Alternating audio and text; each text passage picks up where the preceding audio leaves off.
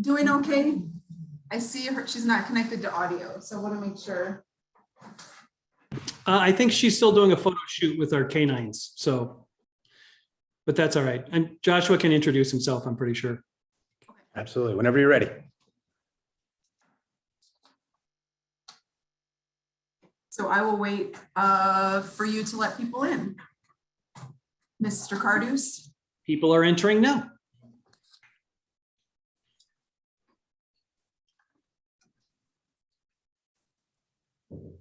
Is Faith also there and ready to go? I should have asked that too. She is, and all of our participants are admitted. Awesome. Welcome everyone to this Livingston Commission meeting. Let's start with roll call, please. Chair Nudes, Here? Vice Chair Keel, Here. Commissioner Friedman. Oh, he's still on mute. Commissioner Schwartz, Present. Commissioner Lyons. Here. Here. Thank you. And Faith, Commissioner Friedman is off of mute now. Friedman, we just did roll call. Okay. So thank you, everyone. First thing on our agenda is a special action item. It's discuss, approve, deny accepting the city manager's nomination of Joshua Chabalowski to serve as fire chief. Mr. Cardus. Thank you, Madam Chair. So we have been searching for a fire chief for quite a long time. We're happy to have a great nominee for you this evening. Because of some of the state code in over the fire service, the fire chief still comes before the commission for confirmation once nominated by the city manager. So I will turn it over to Joshua Chabalowski to introduce himself, give him a short history of who he is, and then we'll allow you to ask questions. Good evening, everyone. I'm Joshua Chabalowski. I live in Tampa, Florida at this point. I hopefully will be relocating very soon to Livingston. I've been in the fire service and law enforcement for 32 years. Currently, I serve as a captain in the fire investigation unit and the arson unit here in Hillsborough County. I've worked in pretty much every position throughout the fire service and law enforcement, to include heavy rescue and hazmat. I fulfilled just about every rank, as well as the police department. And I feel this is a nice culmination of all of my skill, all the knowledge, all my training, all my experience, putting it together and a nice package to work for a wonderful place like Livingston as a fire chief.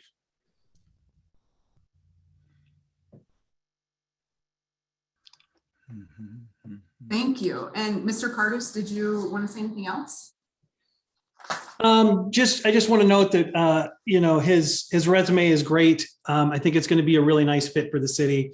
We made him run the gauntlet of not only interviewing with myself as a city manager, but all the department heads as well. Because we're looking not just for someone that can make the fire department and the ambulance service excellent, but someone that's going to be a good fit with all the other department heads to work in the leadership team of the entire city. And he fit all those boxes. So we would strongly recommend him for your confirmation. Thank you. And I see you have another department head on that was not able to be on audio earlier. I don't know if are you ready to turn over to the commission, or do you have any other comments?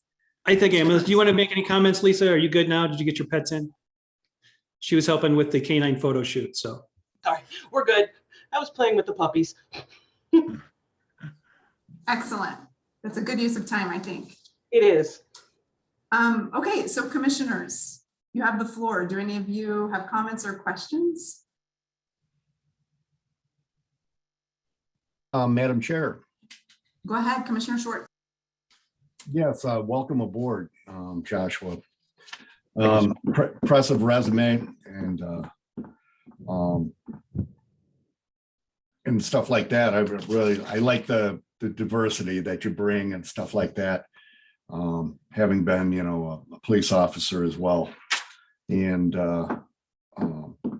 working in Baltimore, which has got to be a real challenge, and bringing that kind of experience and might be a nice break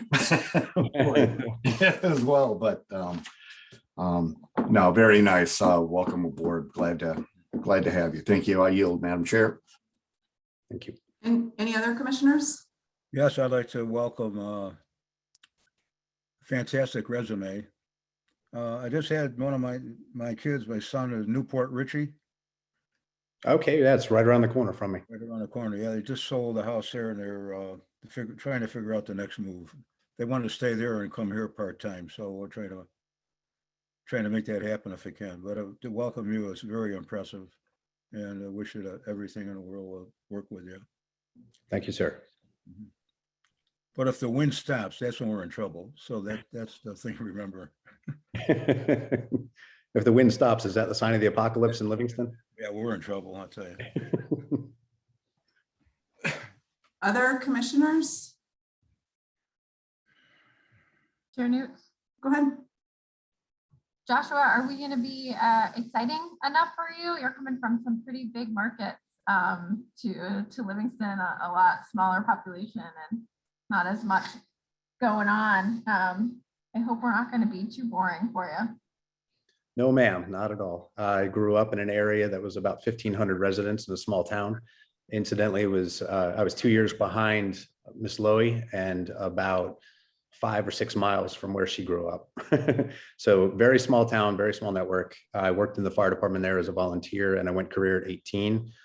With that same department, I was considered a fire marshal battalion chief, and I needed the experience, bright lights, big city, chaos. So that's when I moved down to Washington, D.C.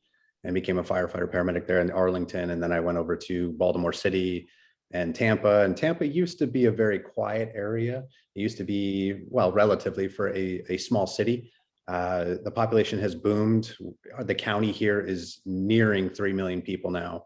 So it went from being reasonable and manageable and fun to very chaotic, very messy, just like when I had left up in Washington, D.C. So I am desperately looking forward to the next level of my career in a small town again, where I used to be, something in a smaller city where I can be in the community. Wonderful. Thanks, Joshua. Thank you. Commissioner Lyons, did you have any additional comments or questions? No, but congrats, and I trust the city manager and the other department heads' decision. So you'll be joining good company, and yeah, congratulations. Thank you very much, sir. Yeah, I'll just echo what all my fellow commissioners said. I'm really glad you got a chance to talk to all the department heads and get to know your future coworkers and partners in city work. And I'm glad to hear that you've been here a couple of times, so there'll be no big surprises. And then I wanted to ask you, Mr. Carduce, a process question. We have not had an agenda item like this since I've been chair. So I'm wondering if I need to open this to public comment, or if I don't open this to public comment since it's more administrative. And I'm sorry I didn't think to ask you before the meeting. I think for this particular item, since it's a confirmation, you don't necessarily have to open it to public comment. I mean, if you have people that like to comment, I don't think there's anything that would be wrong with that. But in general, as personnel actions, we don't usually open to public comment. Okay. That's what I was thinking, that since it was administrative that we didn't need to. I just wanted to confirm with you that that's the case. Okay. So I think that we should go ahead and move to a motion. So do I have a motion on this special action item? I make a motion to approve the nomination of Joshua Chabalowski to serve as fire chief. Second, So there's a motion by Schwartz and a second by Friedman. And since this is administrative, I'm going to move straight to a vote. So roll call, please.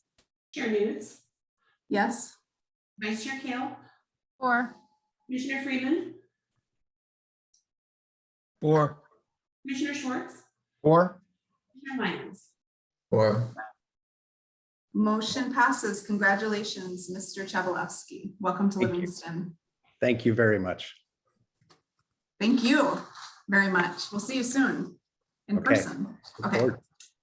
So next item on the agenda is public comment. Individuals are reminded that public comments should be limited to items over which the city commission has supervision, control jurisdiction, or advisory power. So if anybody here wants to give public comment on items that are not on the agenda, This is your chance. So raise your hand or put your name in the chat and you'll have 4 minutes.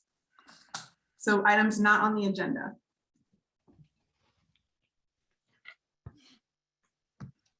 Elizabeth Douglas. Can you just state your name and address, please, for the record? And you're on mute. No, still on mute. So Elizabeth, you're on mute. I'm going to see if maybe somebody, one of the meeting hosts can help unmute you. Can you hear me now? I can hear you now. Thank you. Okay, my name is Elizabeth Becky Douglas. My address is 4608 West 31st Avenue, Denver, Colorado, 80212. And I'm here to talk about the Sacagawea statue at the Lewis and Clark Garden. Thank you. Go ahead. You have 4 minutes. Okay, well, good evening. It's good to be back to Livingston. I used to live there for 43 years, even though it's virtually. I'm Becky Douglas, and I was the co-chair of the Great Bend of the Yellowstone Lewis and Clark Heritage Commission from about 1999 to 2007. And I am here because I really love Livingston's first piece of public art, which is the statue of Sacagawea called At the Yellowstone. I am here to ask the city's help in preserving the statue and maintaining the Lewis and Clark Garden. We have an opportunity to showcase Livingston with this amazing piece of art and its serene surroundings. This is a beautiful creation that adds value to our town and brings joy to all who view it. When I first moved to Denver and I introduced myself to a knitting group, a lady said, "Oh, Livingston, Montana? Wow, have you seen that huge statue of Sacagawea?" And I replied, yes, I had. And so it's known all over. I've heard lots of comments from visitors from all over about it.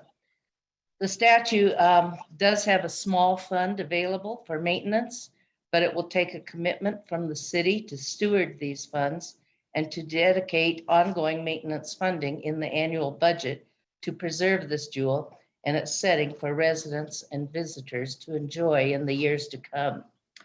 By working together, we can share Livingston's chapter in the story of Lewis and Clark with our residents and our visitors who travel here. And that's about all I have to say. Thanks for listening, for your support of this piece of public art. I look forward to more conversation on this topic soon. And thank you for your time. Good evening. Thank Thank you you. so much, and thanks for reaching out to us about this. Any other folks here to give general public comment over items not on the agenda? This is Chuck Tanner. Hi, can you just state your name and address for the record, please, before you give your comment? Yes, my name is Chuck Tanner. My address is 51 Libra Drive, Emigrant, Montana, 59027. Thanks, you can go ahead.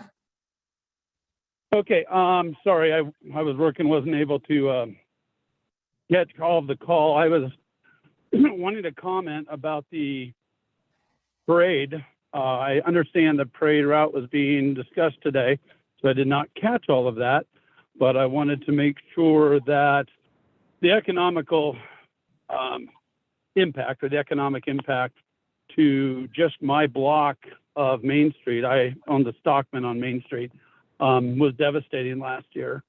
And having been here and had multiple businesses on Main Street, Stone the Sport, as well as the space next to it, which is now vacant, the impact is pretty devastating. I'm also a Paradise Valley firefighter. I was with Park County Rural for years, so I understand the impact of traffic, et cetera, and that's why we've always had a backup plan. And I wanted to make sure that as much as the city is working with the chamber, et cetera, to work on fees, et cetera, to have the parade, I want to make sure the parade tries to go back to its original route.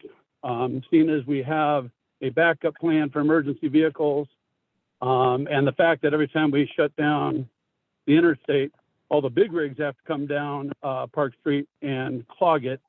We actually have a backup plan for that. So I want to make sure that is very much considered by the commission this year. Because last year, the first block of Main Street was a ghost town.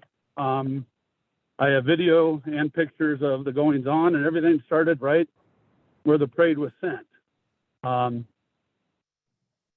I believe that's about it. I'm not sure what else is involved as far as having more discussion on this.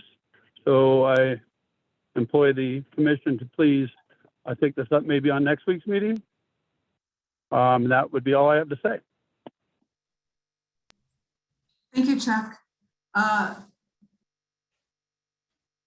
want to pause for a moment just to clarify jurisdiction, since in town jurisdiction of city commission, but the responsibility of the parade and the safety routes of the parade is not a commission decision.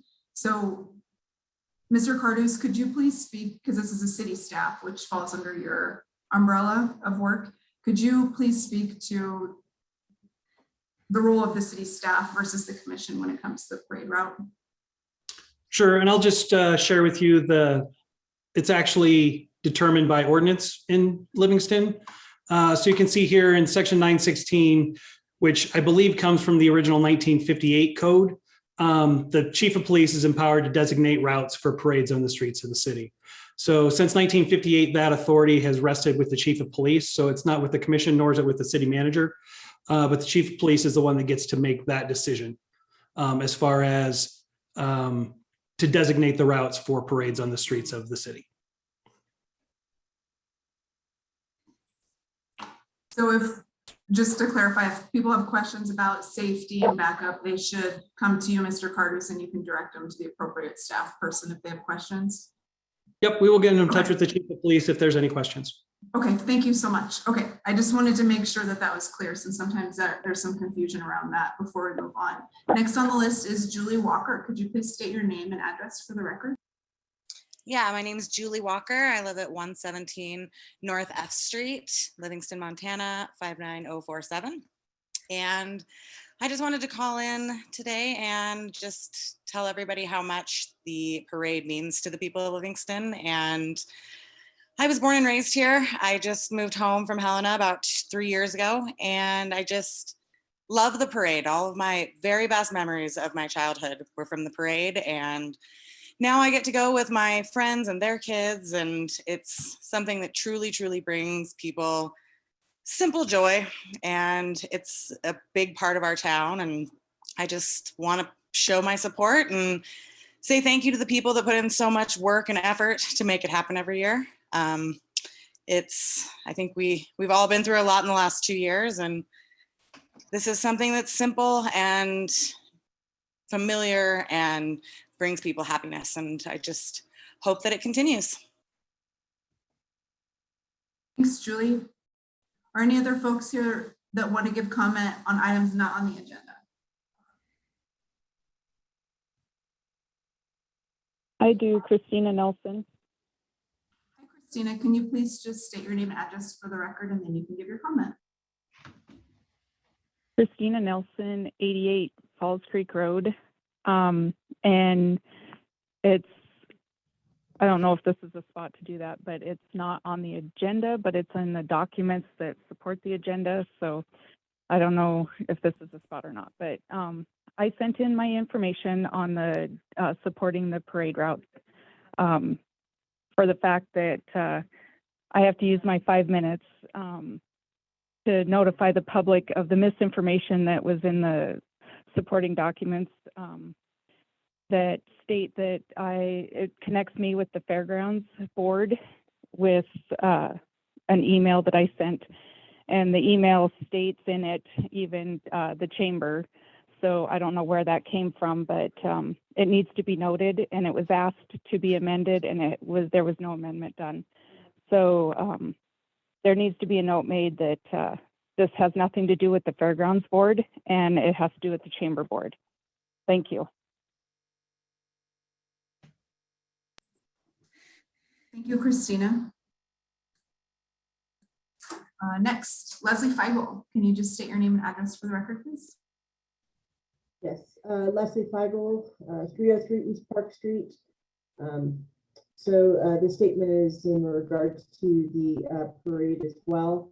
I just want to thank you very much, commissioners, for making sure that we finally got onto the commission meeting tonight as the letters were addressed to all of you. I know that many of you have been watching the parade and participating in that wonderful day here for our community.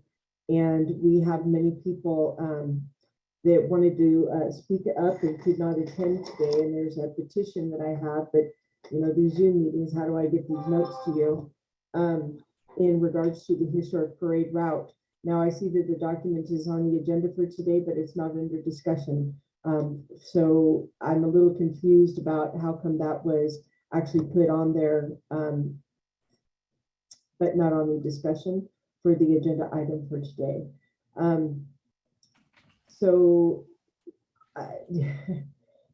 I think that one thing that we've been through this for 4 years, and we know why it was changed and how to bring it back. The community wants it. I am really tired of being the one that is being basically bullied by and I'm going to say this, by a few people on the city staff. And about the parade, the chamber is an entity that the local businesses are supported by. The local businesses come to us, they ask us to bring it in front of the commission. We do so every year. The community, many businesses have come to us to bring the parade route back. If that means a change of an ordinance from 1958 or a better communication with the city, we do so have some time. And I'm hoping that this can open up a dialogue between the commission and the city staff about what maybe could take place to bring something back.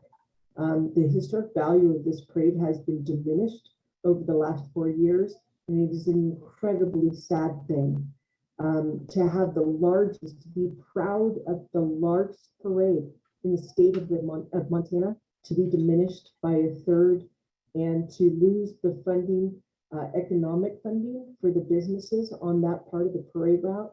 It's truly sad. And to have to go through these hoops to submit something to our commission for discussion and it not to be put on for 2 months and for me to be held responsible for causing problems. It just, to me, it's sad. So I appreciate you commissioners tonight for listening to me.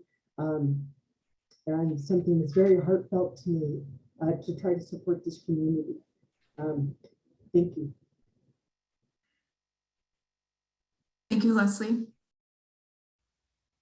And I think your question or your concern was already addressed by the ordinance that Mr. Curtis pulled up earlier. So that's why you wouldn't see it on the agenda if it's not a commission decision. Other folks from the public want to give public comment for items that are not on the agenda.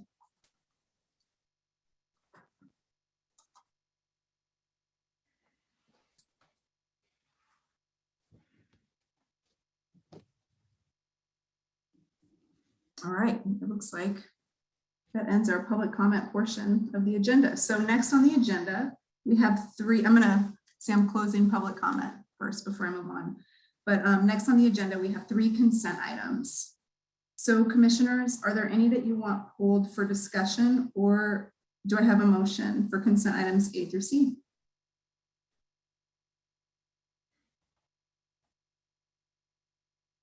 I make a motion, we pass consent items A, B, C. Second. A motion by Friedman and a second by Kale. Roll call, please. Go ahead. Chair Nance, 4. Vice Chair Kale, 4. Commissioner Friedman, 4. Commissioner Schwartz, 4. Chair Lyons.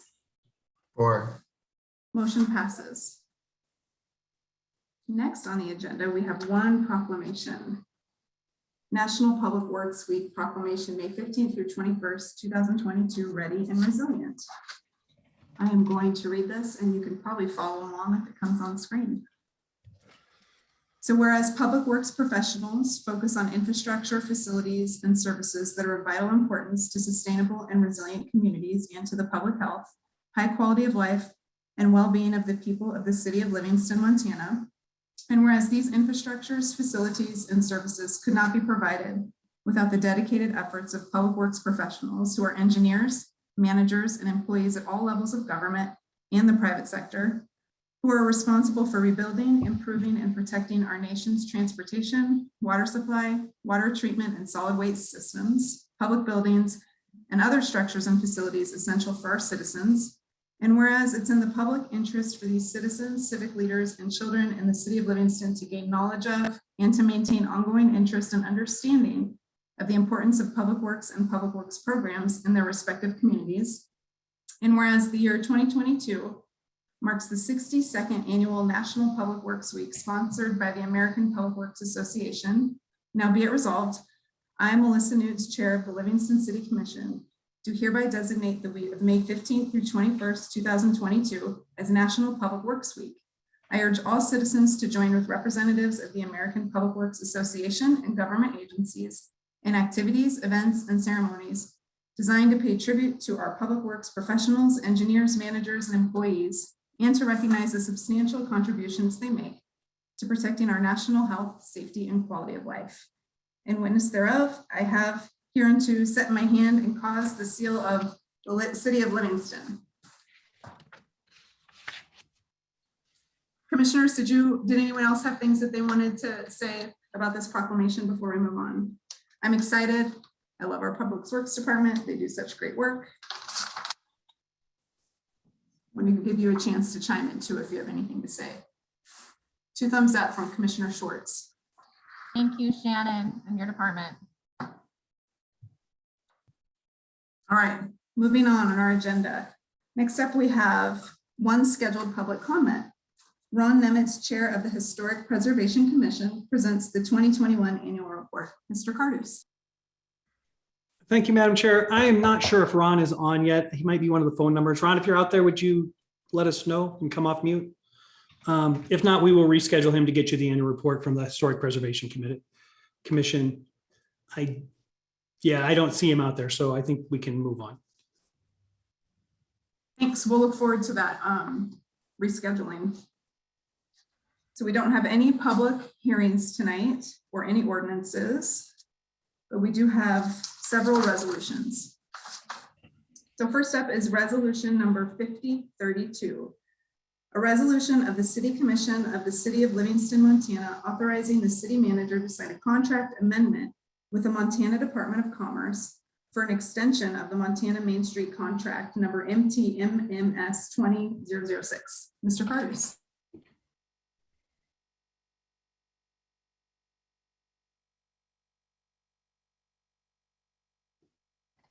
I cannot hear you, Mr. Cardus. How about now? Yes, I can. There we go. All right. So you've sort of seen this issue before. In 2020, we received a $15,000 grant from the Montana Main Street program, and it was designated for us to renew our downtown master plan. However, that is the intervening years of COVID. Not a lot was accomplished. All this is signing a contract with them to allow us to extend that program and allow us to continue to work on that master plan. We have received some additional funding in the meantime, and so hopefully we will be able to move forward with it shortly. But tonight it's just authorizing me to sign that extension so we can continue to work on that project. Thank you. Commissioners, do you have any clarifying questions about this?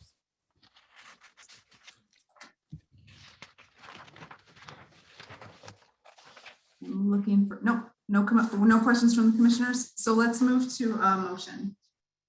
Is anyone going to make a motion on resolution 5032? I'll make a motion to approve resolution 5032. Second. So a motion by Lyons and a second by Kale. And next we will open it to public comment. So is there any public here that wants to comment on resolution 5032?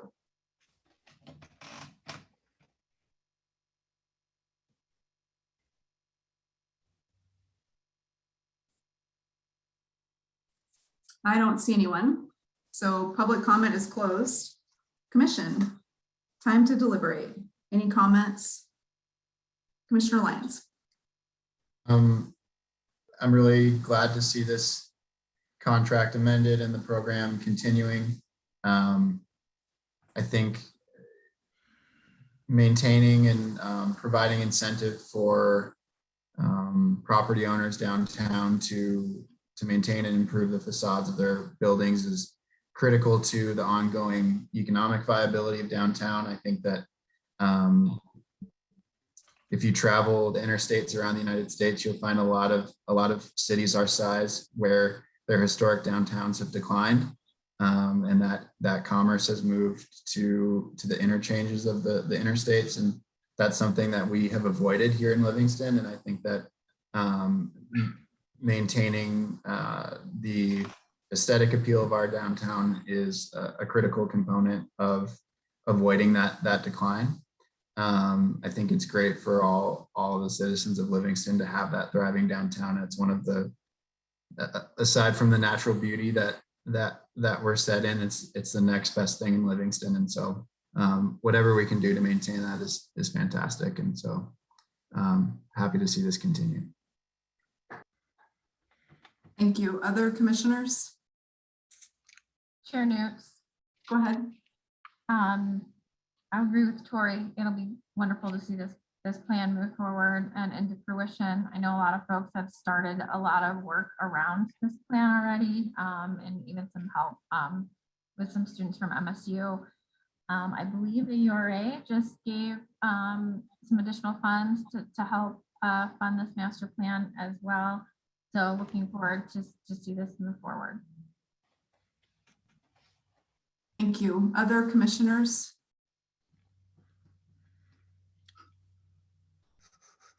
All right, I think this is a great program and it's been successful in other places in Montana, and I'm looking forward to seeing it happen here too.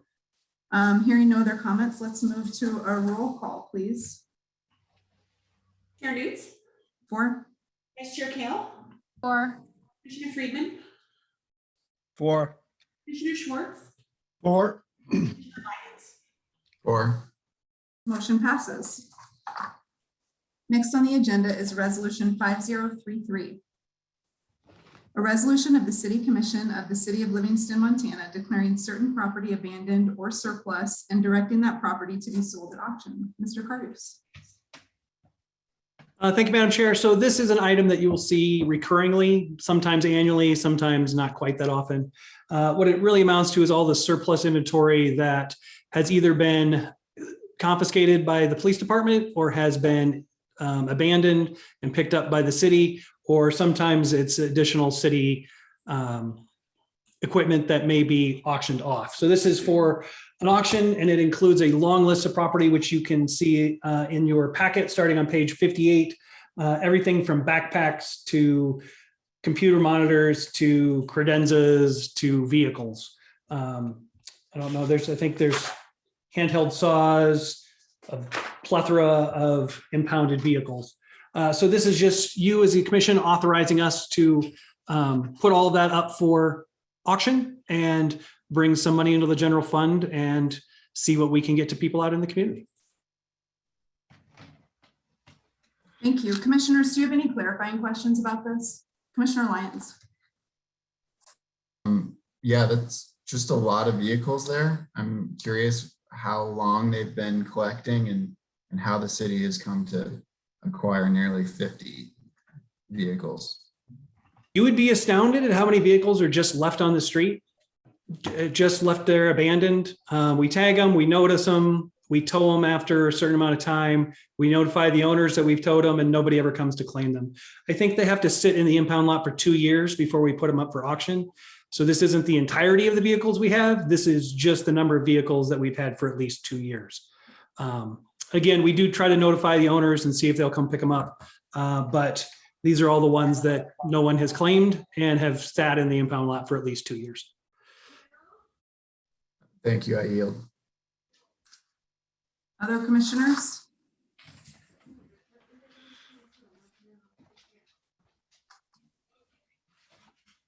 No other questions? I guess I'll ask a follow-up question to Commissioner Lyons. Is this a pretty standard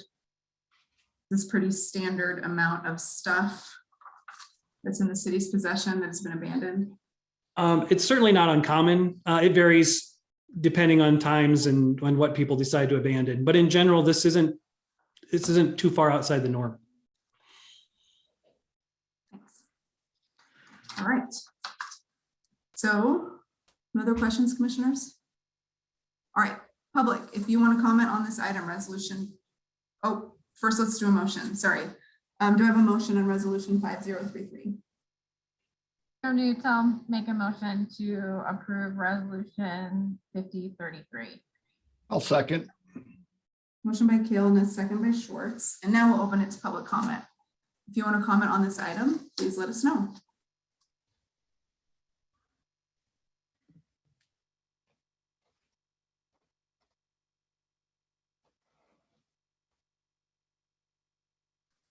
I am not seeing any requests to comment. All right, I'll close public comment for resolution 5033. Commission, this is our chance to deliberate. Does anyone have anything additional they want to say? Commissioner Lyons. This pertains indirectly to what we're voting on. And I basically just want to make a statement that I'm sensitive to the issue of compounding tickets and leading to impounding vehicles. In a past life, when I was in a different economic situation, I've had that happen to me where I lost my transportation due to an inability to keep up on registration tickets and things like that. And I know that can be a trap for low-income residents. I don't think that this is the point that we make such a policy decision, but those are policies that I am keen to avoid. And so I am nervous that we have so many vehicles in our possession, and whether or not any of those represent that kind of situation that I'm talking about, where a low-income individual or family is losing their transportation and therefore their access to economic opportunity. It's a really important critical component of economic opportunity, is ability to access your job. So that's just a point I want to make for future discussions, but that's all, and I yield. Thank you, Commissioner Lyons. Other commissioners?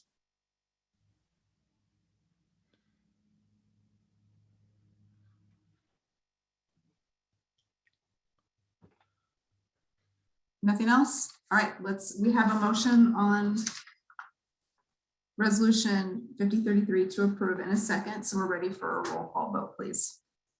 Chair Nance, Yes? Vice Chair Kale, Four. Commissioner Freeman, Four. Commissioner Schwartz, Or Motion passes. Next on the agenda is resolution 5034, a resolution of the City Commission of the City of Livingston, Montana, authorizing the city manager to sign a professional services agreement with WGM Group, the View Vista Sewer and Water Extension Preliminary Engineering Report, and authorization to execute the agreement. Mr. Cardus. Thank you, Madam Chair. I'll turn it over to Shannon to explain this program to you. Thank you. So first of all, I want to thank Lisa and her excellent grant writing skills. This is a grant that we received, a planning grant in partnership with NeighborWorks Montana, which was formerly the View Vista Trailer Park. That is now a community-owned park, and they have been pursuing grant funds as a result of the consecutive services agreement that the City Commission signed with them in 2020. So this is a preliminary engineering report for water and sewer extensions into the trailer park.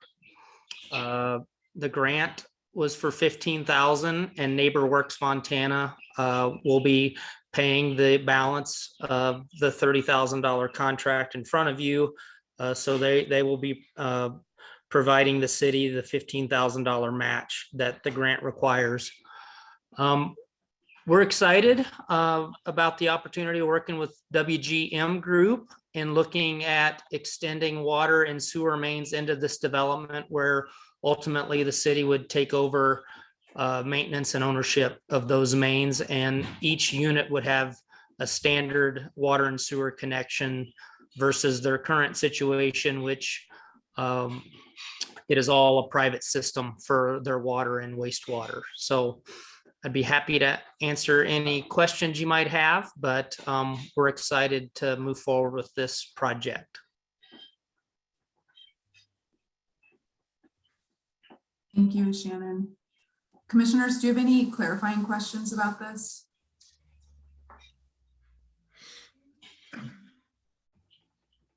Or questions in general? I know about half the commission would have seen this before and half would not have. Commissioner Lyons. Thanks, Shannon, for that information. And I feel like every other meeting, we're talking about a new connection to your system. And I believe that you've talked about it, and please forgive me if you've talked about it recently and I've forgotten, but at what point are you going to be worried about the capacity of your system? Like I said, we keep adding to it, which I think is a good thing. I think it's probably improving or minimizing our impact on our water, but on our natural water system. But I'm just curious how much longer you feel like we can keep adding to your system before we need to make some kind of major upgrades.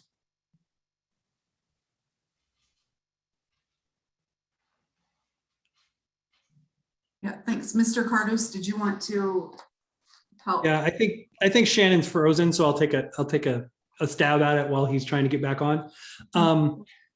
The answer to that is it depends a lot on where you're talking. We have, especially when we're talking sewer, there's several pinch points in the system that need probably expansion now. Some of those are lift stations to increase capacity. Some of those are just small sewer main sizes that need to be upsized to handle some of the development going on. In this particular area, View Vista, since it's kind of in the core of the city, and we just did all the construction on Main Street and upsize those, and that's fairly new infrastructure. That's in a pretty good location. Sooner or later, it's going to be the water reclamation facility that needs to be upgraded. That is fairly new. We've only had it for about 4 years now, and we did oversize it significantly. And I think, and I give Shannon great credit for this, when we designed that, we actually built in some of the equipment for the expansion to the next tank. So that has already been built in. So when the time comes that we need to expand, it is ready for that. And we should save quite a bit because of the actions we've taken earlier. So I would say it constantly needs to be upgraded, but there's no impending failure or impending doom that's on the near horizon. Thank you, Mr. Cardos, and thanks to you and to Shannon for your efforts in planning for and maintaining that system. I know that it's one of the hardest things to do in the city, and I just appreciate the efforts there. So great job. And in my business, we call what you were talking about future proofing, and excited to hear that happened on the wastewater treatment. So great job. Thank you. I yield. Other commissioners? Go ahead. View Vista used to be in the county. I've missed that we annexed it into the city. Is that correct? So if I may, Madam Chair. Please, thank you. So they are still in the county. So in prior years, we did, Shannon mentioned it, it was called the Sequential Services Agreement. We saw the need to eventually annex them into the city, but their infrastructure wasn't up to city code. It just really wasn't up to the level it needed to be for us to take it over. So we signed this sequential services agreement with them, which really allowed us, and I'm going to put this in non-technical terms, but it really allowed us to kind of be their sponsor as they tried to upgrade their systems. So that's what allows us to sign for them, to kind of be the government sponsor for this grant, is the sequential services agreement that we have with them, because everybody knows the intent is to get their infrastructure up to the point that the city can then take it over eventually. And at that point, we would annex them into the city. But we're very sensitive to the fact that annexing that, especially that kind of affordable housing that's rare in the city, sometimes the additional city taxes is detrimental. So we want to make sure that as the first step was for them to become owner or resident owned.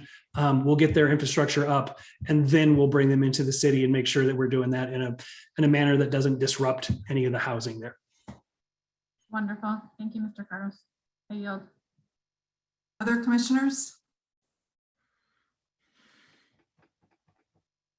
I'll ask a question. So Mr. Cardos, is there anything else you would add to like the big picture where we are in the process? That was going to be my question. I think you just kind of spoke to it, but is there anything you would add to it about timeline or how long you expect this to take? I imagine it's a while. It'll probably be another few years before we get everything up to where we need it to be. And we will continue to look for grant opportunities to help them fund that. And that's really the best part about the agreement, is that it allows us to sponsor them for these grants so that they can improve what we need them to improve, but not necessarily at their cost. So we will continue to look for those opportunities. And we're hopeful that it'll take between in the 3 to 5 year range, but that'll really just depend on the opportunities that become available. Thank you. All right, no other commissioner questions. So let's move to a motion on resolution 5034. I make a motion, we pass resolution 5034. Second. Motion by Friedman and a second by Kale. If any public here wants to give comment on resolution 5034, now is your chance. Please raise your hand or come off mute.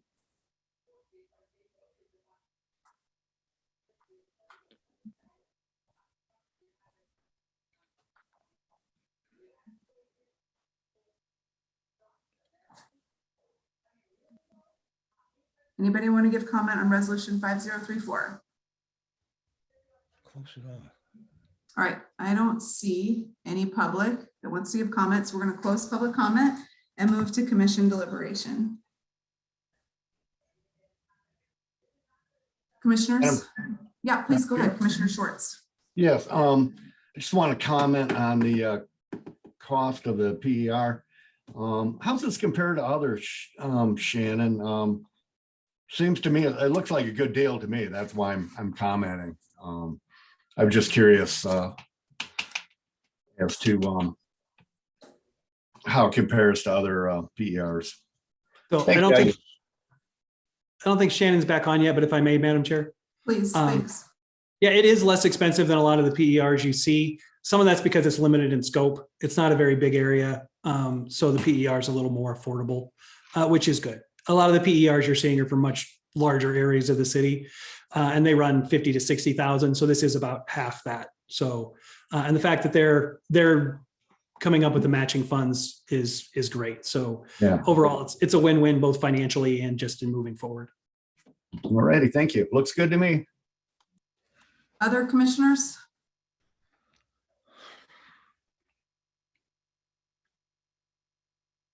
Well, then I'll chime in and say I've appreciated seeing the city staff's approach to this part of our community and the care they're taking to move it forward in a way that works for the residents and the city, since there's some unique challenges to this part of town. And also, I want to give Lisa credit for continuing to get grants. I think Commissioner Lyons mentioned hearing about connecting to the infrastructure every other week. And I feel like at every meeting, we're hearing about another grant that Lisa secured for our community. So that's fantastic. And that's what I want to say. It's a great project, and I'm glad to see that our community and our city staff is working so hard to get things covered. So no other comments? Then let's move to a vote. Roll call, please. Chair Newt, 4, Vice Chair Kale, 4, Commissioner Freeman, 4, Schwartz, Or, Commissioner Lyons. 4, motion passes. Next on our agenda is resolution number 5035, a resolution of the City Commission of the City of Livingston, Montana, authorizing the city manager to sign an agreement that grants an easement to the city through the property of School District Number 4 at the high school for the installation and maintenance of a sewer line. Mr. Cardus. Thank you, Madam Chair. This is another good news grant story. I'll turn it over to Shannon to give you the information. He'll probably send you an email tomorrow about all the incorrect things that I said while he was gone. But other than that, he can brief you on this item. Right. Thank you, Mike. First of all, I sincerely apologize for dropping off the Zoom meeting. But this is an exciting project. This is something I've been wanting to do for the full 9 years I've been the Public Works Director. And again, thanks to Lisa and her eloquent grant writing skills, we received the Cole Endowment grant for this project, and that is to extend city sewer through the Miles Park baseball fields to the Civic Center and ultimately put the Sacagawea Park bathrooms on city sewer. Really appreciate working with Lynn Scalia as the superintendent and Kerwin Klumpers, their maintenance person, on executing this utility easement for the sewer extension across school property. We certainly hope you approve the easement so the project can move forward. And we very much look forward to working with the school district as we advertise and bid the project and move towards the construction phase. We hope to get all of this work done prior to school starting in August. And I can certainly fill you in, hopefully in early June, when we will provide a general services agreement for a contractor and construction management services for TD&H. But again, this is an exciting project that over $350,000 is paid for through the grant, and the cities will be matching that with sewer impact fees. And I'd be happy to answer any questions you might have. And thank you, Faith, for putting up the exhibit. Thank you. Commissioners, do you have any questions about the project before we move to public comment?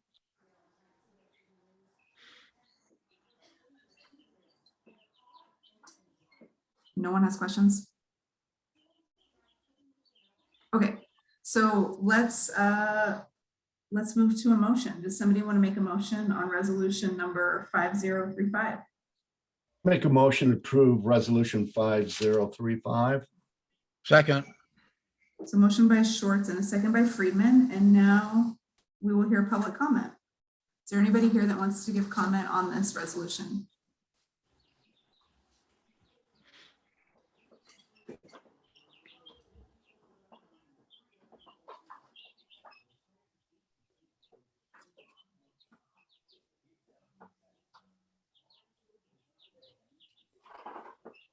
All right, I don't see anyone asking to give comment, so I'm closing public comment on resolution 5035, and we can take it back to the commissioners.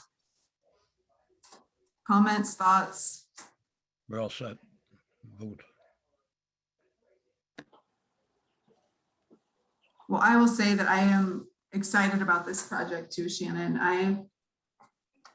I first of all appreciate the work that you do to manage things around the school year. I mean, I know we have a short window for construction in Livingston, but I appreciate that you take that into consideration, where all the kids are and making sure to get things done. And somehow you do it around the school year. So thanks for that. And also, I think this is a great place to not have septic systems, given that the water table is so high right next to the river.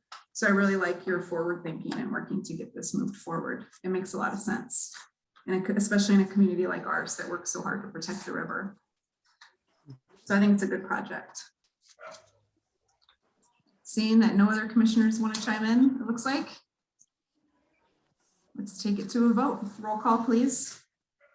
Chair News, For, Commissioner Keel, Or, Commissioner Freeman, 4, Commissioner Schwartz, Or, and Lyons. Or, motion passes. All right, next on the agenda is resolution number 5036.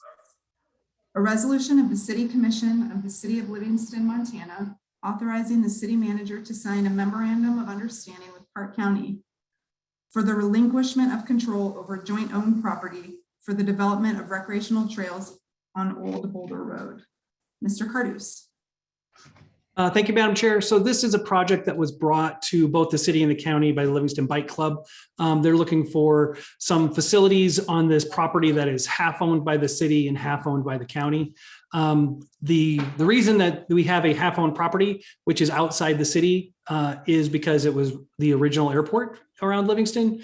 And just as we own half the airport now, we owned half the airport then. So this is just kind of a remnant of that particular time.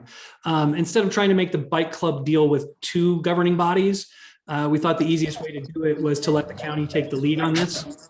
You want me to do, And Matt Whitman is on. If you have any questions for him, is from the county perspective, but they have graciously agreed to be the lead in this project.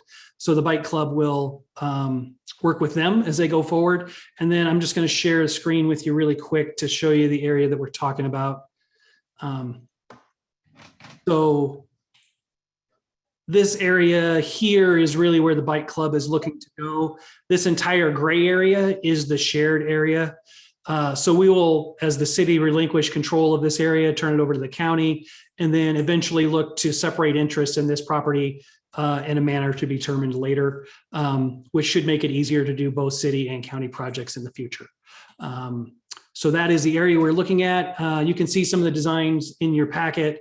I think the bike club has a really nice idea of how they'd like to use this. And it is bordering the city. So hopefully eventually we'll have some kind of system that allows people to get out there. There is the road available, which I think he could be biked currently if you're willing to bike up that hill. And other than that, I will stand by for questions. And again, Matt's also available for questions if you have some from the county perspective. Thank you.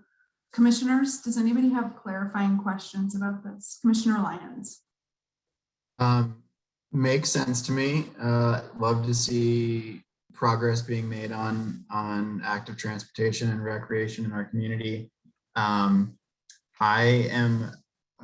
a little bit unclear, however, on like, what does it mean that we're relinquishing control? Is that permanent? It does make sense to me that like logistically it would be easier for one governing body to work with all the other relevant entities to make it happen. Totally get that part. But it just makes me think about abandonments and things like that and how they're relatively irrevocable. And I'm wondering how this compares and what, let's say the city for some reason has different ideas in 30 years. What does that look like? Mr. Cardus? Thank you, Madam Chair. So the intent is for it to be irrevocable, but the intent is to basically separate interest in the property. So the county would end up with approximately half of the property outright, and the city would end up with about half of the property outright. So instead of having half ownership of the whole thing, we'd have whole ownership of half of it, which would allow both the county and the city to go forward with projects on their portions. What we did with that half, once that was established, is up to the commission. Obviously, it would still fall under all the rules for disposition of public lands as we went forward. So we are giving up control now on this portion of it with the intent to give up interest in it altogether to receive full interest in different portions of the property. Looking at it from a geographic perspective, outside of this this specific interest, that seems a little odd to give the county the part that's contiguous to the city, and then the city get the part that would be then islanded within the county. Mr. Cardos, any thoughts or explanation on that? A lot. There's quite a few reasons behind it. The particular one being right now, I think if you look at the growth policy, we don't plan to expand in that direction. So we shouldn't. I wouldn't assume that we would bring it into the city in the future. If we did, it would just be like any other annexation. We'd annex the county property, and then at that point, they could decide whether they wanted to continue to maintain it or to deed it over to the city to maintain. But I think it allows the county to go ahead with this project now while it's in the county. And then it would allow the city a area of land outside the city to proceed with projects that might not be compatible inside the city. One off the top of my head is, and right now with our form of government, I'm not sure how feasible this is. If we wanted to do significant solar arrays or anything of that kind, this would be a really good area for that next to the interstate, not really surrounded by any residences. So I can see the city having uses of property outside the city for those kind of projects. Okay, thank you. Yeah, and I wasn't necessarily thinking about like annexation for development, just kind of, I don't know, other uses, maybe just like that. That wasn't at the tip of my mind, but I appreciate that. And I yield. Thank you. Other commissioners?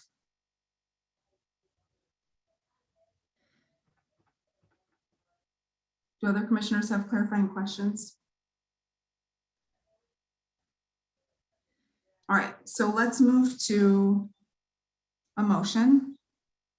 Does anyone want to make a motion on resolution 5036?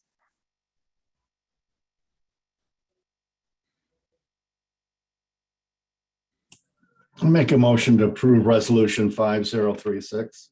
Second. Motion by Schwartz and a second by Friedman.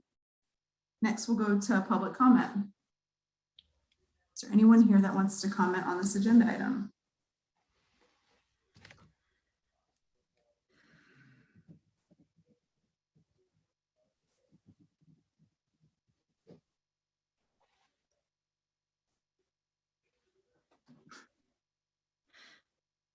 I am not seeing anyone.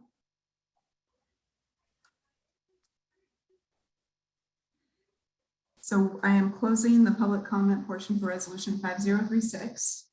And we'll move to commission deliberation. Commissioners.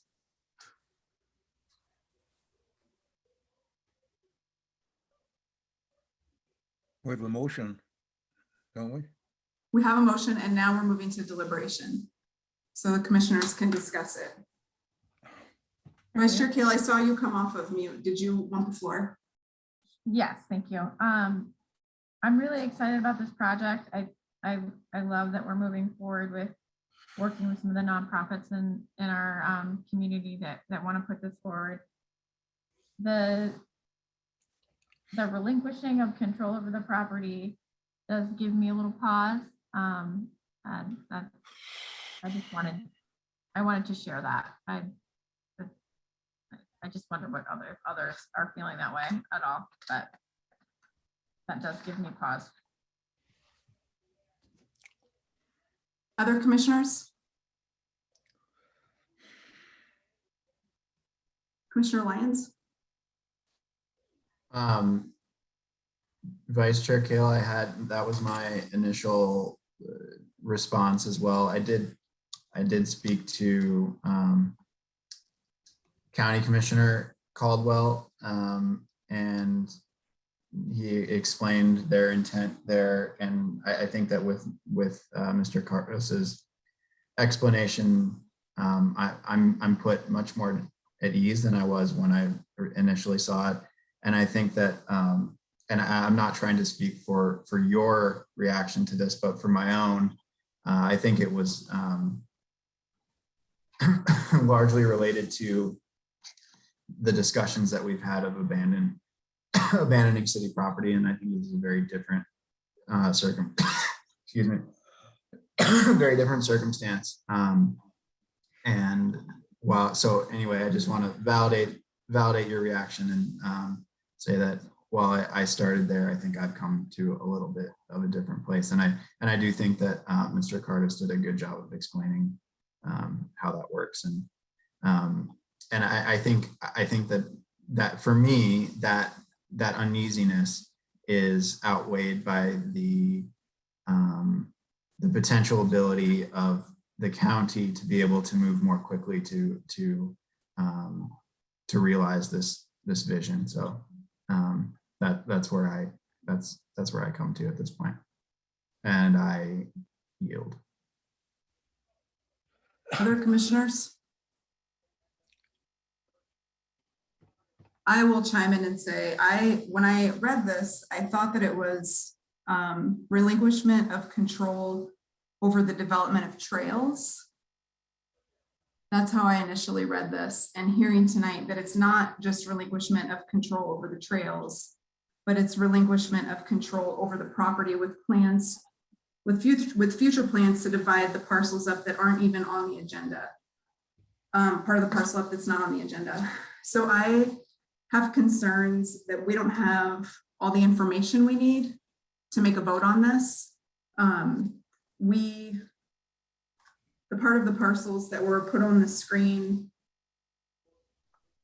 and the conversation about dividing up property between the city and county is a much bigger conversation than over who's maintaining and developing trails. And so I, as a commissioner, don't feel that I have enough information about the future of that land and what we're agreeing to with this vote. If the agreement is that it's implying that we're separating our interests from the county, I don't think I have enough information personally to make a vote on this. And I also would say, I don't think that we have separate interests when it comes to trails. I think that it's clear that the people of Livingston want more active transportation options and more trails. So I don't think of this interest as being different than what the county is proposing. That is what I have to say about this agenda item. So other commissioners, does anyone else want to speak or make a suggestion on how to move forward?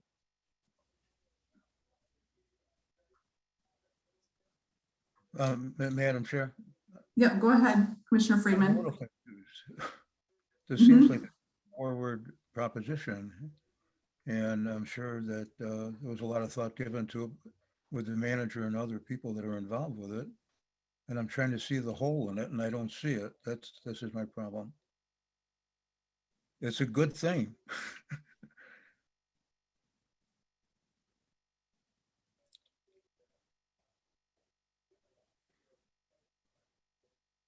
Did you have anything else you wanted to say, Commissioner Friedman? Or do you yield?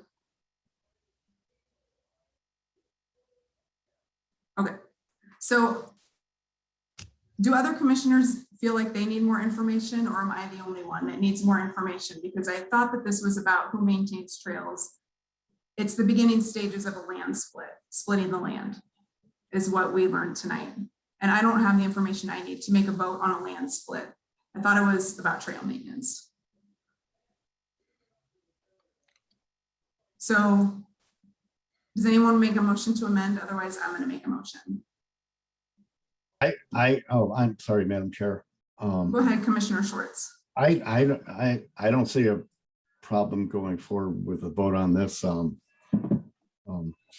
everything I've read and looked at, I'm quite comfortable with the plan that's been outlaid.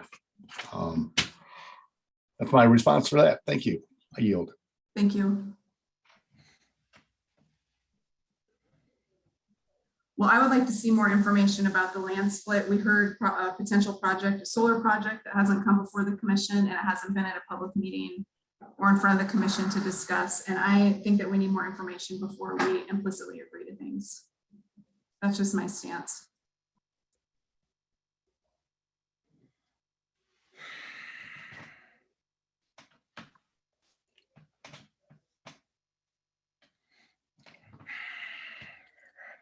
You're on mute. Oh, Commissioner Lyons, go ahead. Chair Newts, I appreciate your caution. and your tendency to want more information before making a decision that affects our whole city. And for, and when it comes to decisions on land use and ownership, that means for decades and sometimes centuries to come. So while I was feeling satisfied, I also am not opposed to postponing a decision pending more information. And so if you were to make such an amendment, I would support that. And I yield.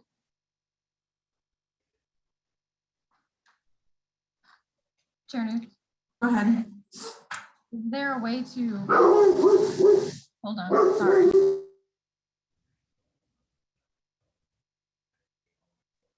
Sorry, dog in the house. Is there a way to amend this resolution so that we are relinquishing trail maintenance and not the property to move this forward? And if we want to discuss separating property at a later date, we could do that.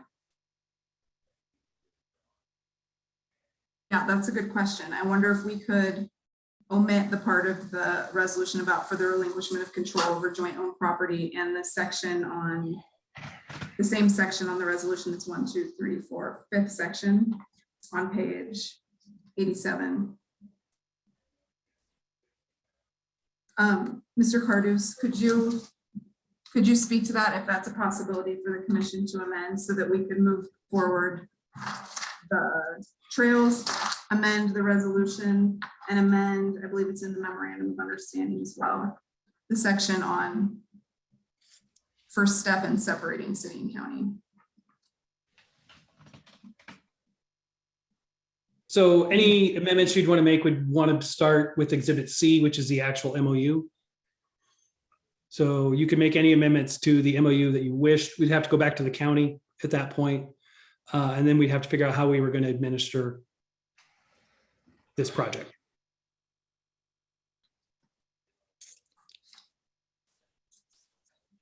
Okay. So when I look at the memorandum of understanding, I see it show up under letter F and number 6.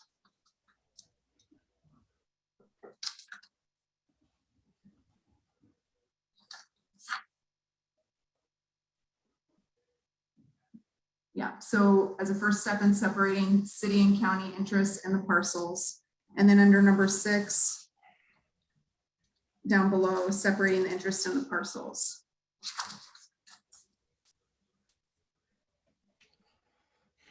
Do other commissioners see any other spots in the memorandum of understanding? Chair Newt. Go ahead, Chair Lyons, or Commissioner Lyons, sorry. In my discussion with Commissioner Caldwell, he mentioned he did not think that the control aspect of the MOU was critical to achieving the trails and recreation goal. So I just wanted to add that from one perspective of the county commission, that's not necessarily an integral part of achieving the goal of this MOU. So I just wanted to add that and I yield. Thank you, Commissioner Lyons. And both other county commissioners have reached out to me in the past week. And this is one of the things that we discussed, and they indicated that it was the city that added that part, not the county. So it's my understanding also that that wouldn't be that's not a critical part of the agreement for them as well, is my understanding. Let's give other commissioners a chance and then I'll come back to you, Commissioner Lyons, if anybody else wants to say anything. Just want to make sure. Okay, you're good, Commissioner Lyons, go ahead. I just forgot that the original prompt there was you're looking for validation that those were the two elements that needed to change in Exhibit C, and that's all I see as well. So I think that, and also I think that's relatively straightforward to cut recital F and number 6 from Exhibit C. And that's all I yield. Thank you. Other commissioners?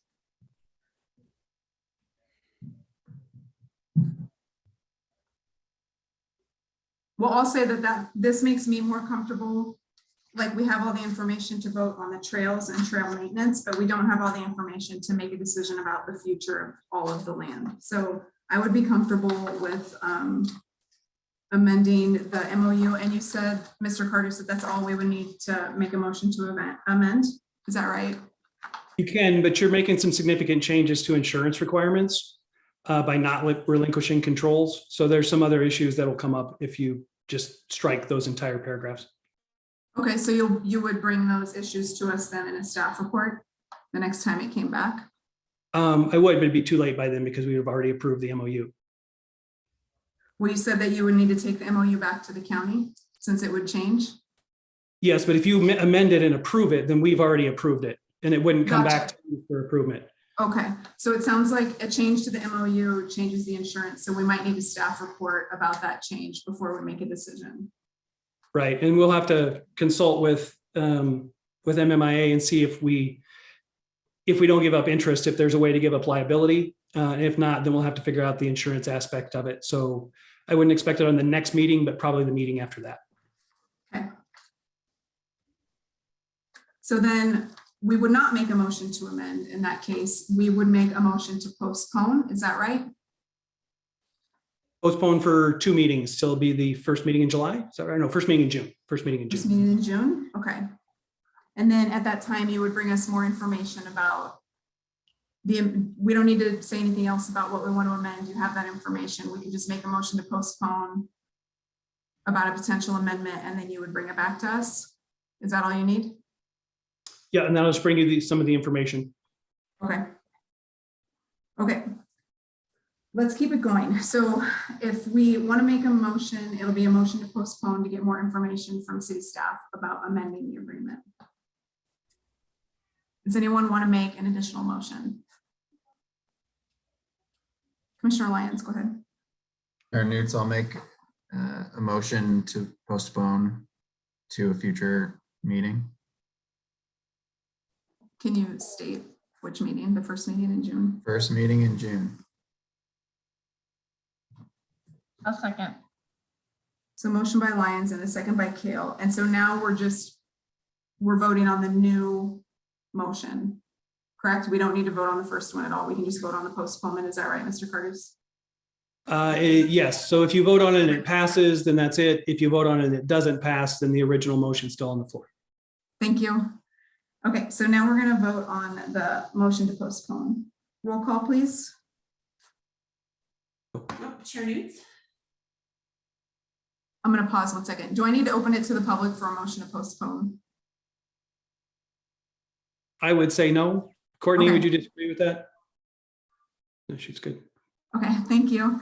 Okay, so thank you, Faith. I'm ready for roll call now. Again, go. Chair Newts, 4, Vice Chair Kale, 4, Commissioner Freeman, 4, Commissioner Schwartz, 4, Commissioner Lyons. 4. motion to postpone passes. Thank you, Mr. Curtis, for helping us walk through that process. All right, next on the agenda is resolution number 5037, a resolution of the City Commission of the City of Livingston, Montana, authorizing the city manager to sign federal aviation administration application documents for federal assistance designated for Mission Field Airport. Mr. Curtis. Thank you, Madam Chair. So this is a continuation of the other airport issues. And I think if Matt is on, I would ask him to come just do a quick overview of the documents before you. I'll see if he can come off mute if you are available, Matt. I don't have all the documents here in front of me. I'm just on a small screen right now. But these are for the project that I was identified as part of the master plan, and the airport board, along with the 2 members you appoint to the airport board, listed it as the highest priority that needed to be done at the airport. A lot of it is FAA funds from other airports that are not using their funds, and then just other FAA paperwork that needs done. Thank you, Matt. So commissioners, if you've looked through it, you can see most of it is just FAA certifications that we're doing things in accordance with FAA rules. One of the things that Matt mentioned that's an interesting program the FAA does, there's a certain amount of money allotted to each of the local airports. And sometimes they can't use it because they can't fund an entire project. So they actually loan those funds back and forth through the state to other airports that are accomplishing funds. So a couple of the documents are related to that.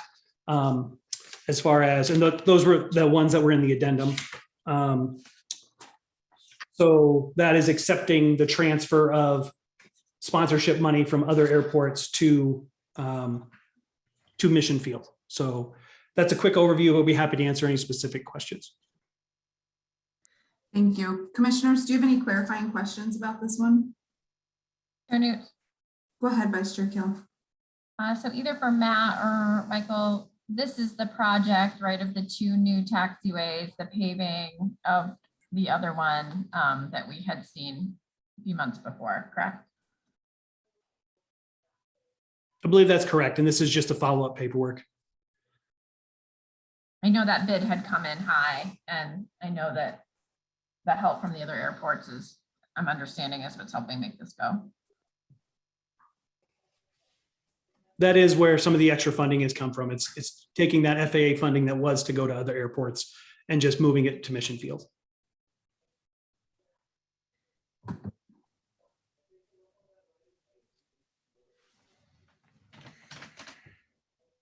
Vice Chair Keel, did you have anything else? Any other questions? No, I yield. Thank you. Other commissioners?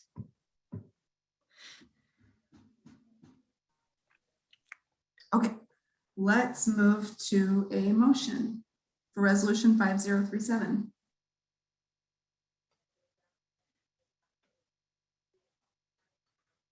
I make a motion, we pass resolution 5037. I'll second. Motion by Friedman and a second by Schwartz. And now we'll open it to public comment. Is there anyone here that wants to comment on resolution 5037?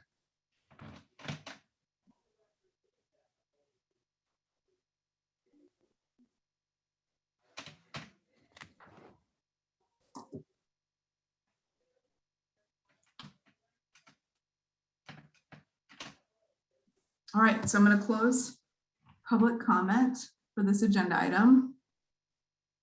And we'll move to commission deliberation. Commissioners, does anyone have anything they want to say about this agenda item?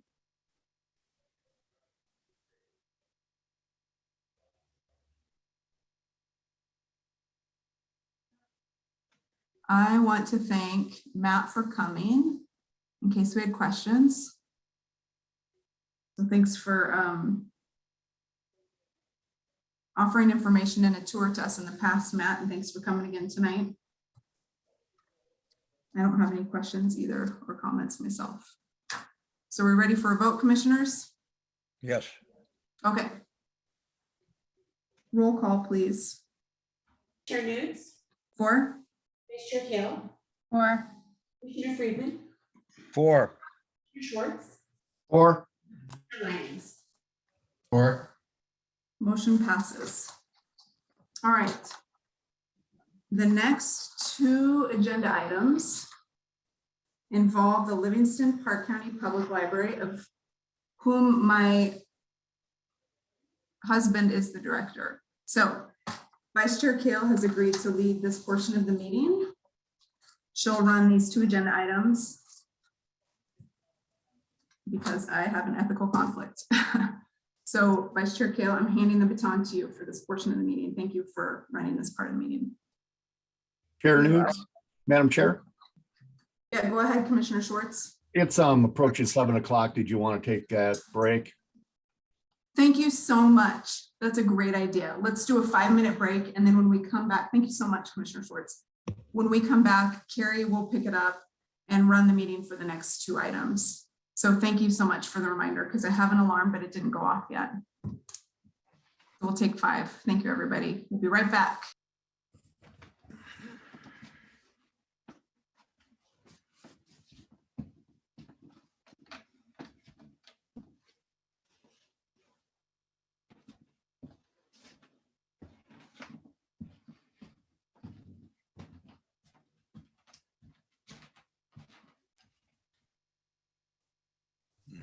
I want to apologize. It's not the next 2 consecutive items. I was mixing up resolutions and action items in my mind. There are 2 items, but they're separate on the agenda. So Vice Chair Kale will take this one. Thank you. Thank you, Chair Newts. See, everybody's in. I see all of our commissioners. So left and staff's ready. We'll move ahead. So for resolution G, or for resolution number 538, a resolution of the City Commission of the City of Livingston, Montana, allowing the city to seek proposals for a combination of in-person and virtual meeting rooms in the Livingston Park County Public Library. Mr. Karps. Thank you, Madam Chair. So we've been working towards a solution for a hybrid meeting for a while. While this is a RFP that is going to be administered by the city, it's for a joint project. So this only come in front of you to put out the RFP, but once the RFP comes back, then once we get to an agreement, that'll be a joint project with both the county and the library, and we'll get all those agreements in place before we sign a contract to upgrade. But the intent here is to receive bids on what a hybrid meeting room would look like. So that includes monitors, podiums, microphones, camera equipment, assisted listening devices, pretty much a gamut of everything you would need to make it a great meeting space. And then once we start getting those back in, then we can start working towards compact chapters on how that would work. And it'll probably take a separate interlocal agreement with the library as well. And it might just be a 3-way interlocal agreement between the county, the library, and the city. But this tonight is only the step forward to do a request for proposals. It will go out, the city will get those back in, and then once those get back in, we can go from there. And that is it, but I would be happy to answer any questions. Thank you. Commissioners, any clarifying questions for Michael?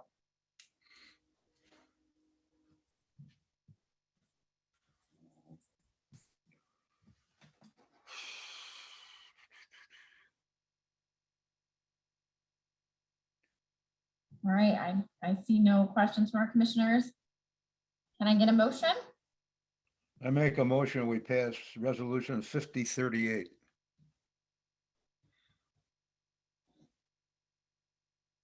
I'll second. A motion by Friedman and a second by Lyons. Let's go ahead and open it up to public comment. Is there any public comment on resolution 5038? Please raise your hand or come off mute.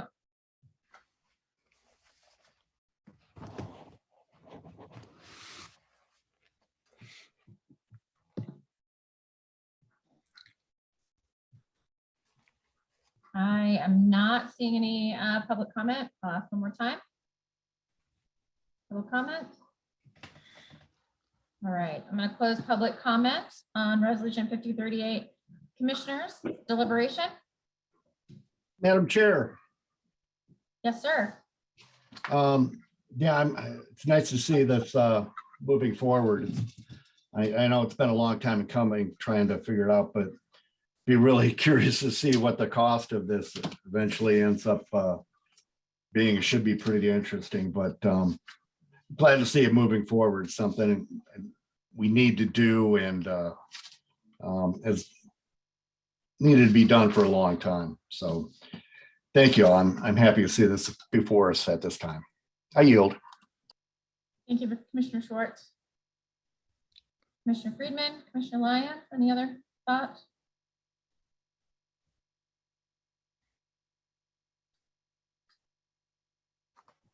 Chair Newt, I'm going to ask you a clarifying question. Are we skipping you in voting this evening? When you do a roll call vote, she'll call on me and I'll just, Okay, I can vote to abstain if I want to be skipped. thank you.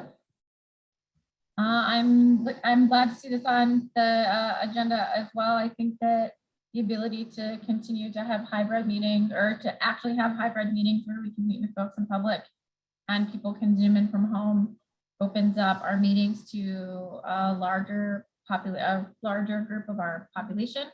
And so I'm glad to see this moving forward. No further comments. Faith, may we have roll call, please? Chair Newt, Abstain. Vice Chair Kale, Or Commissioner Friedman, 4. Commissioner Schwartz, Or, Commissioner Lyons. Or motion passes, and I will hand the meeting back over to Chair Newt. Thank you. Thank you. Next up, we're to our action items. We have, I believe, 5 action items. I'm going to check the online version is more current than the printed one I have in front of me. So I just want to clarify. Mr. Cardis, is that right? Do we have 5 action items? I think the addendums are not action items, just one. Is that right? That's correct. Okay, thank you.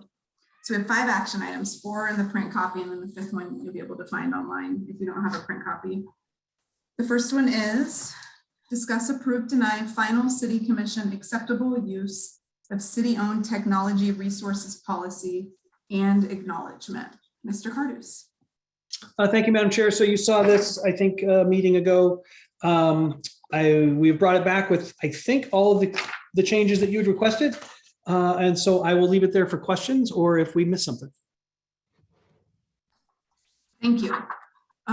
City Commission, do you have any comments about this before we move to a motion and public comment? It looks like all of our requests for edits were changed, like our edits were made is what I'm trying to say. At least that I can see. Does anybody have questions?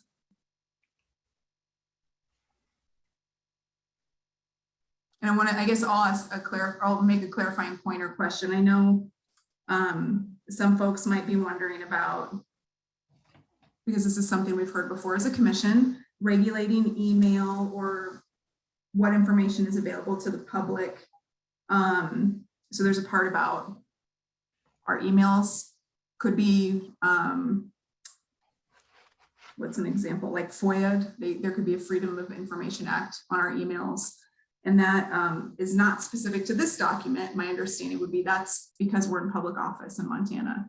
So I just want to make sure that folks that might be wondering why that's in here know that that would be the case regardless of whether it's in that document or not. And I believe it applies to not just the commission, but probably the boards as well. Is that right, Mr. Cardus, that those things would also apply to the boards as well, regardless of whether it was in this document or not? That is correct. Okay. Thank you. I just wanted to make that point since sometimes people bring that up to commissioners. Okay, no other comments from the commission or clarifying comments? Let's hear if anyone wants to make a motion. I'll make a motion to approve action item A. Second. Motion by Schwartz and a second by Friedman, and let's move to public comment. Does anyone from the public want to comment on this action item?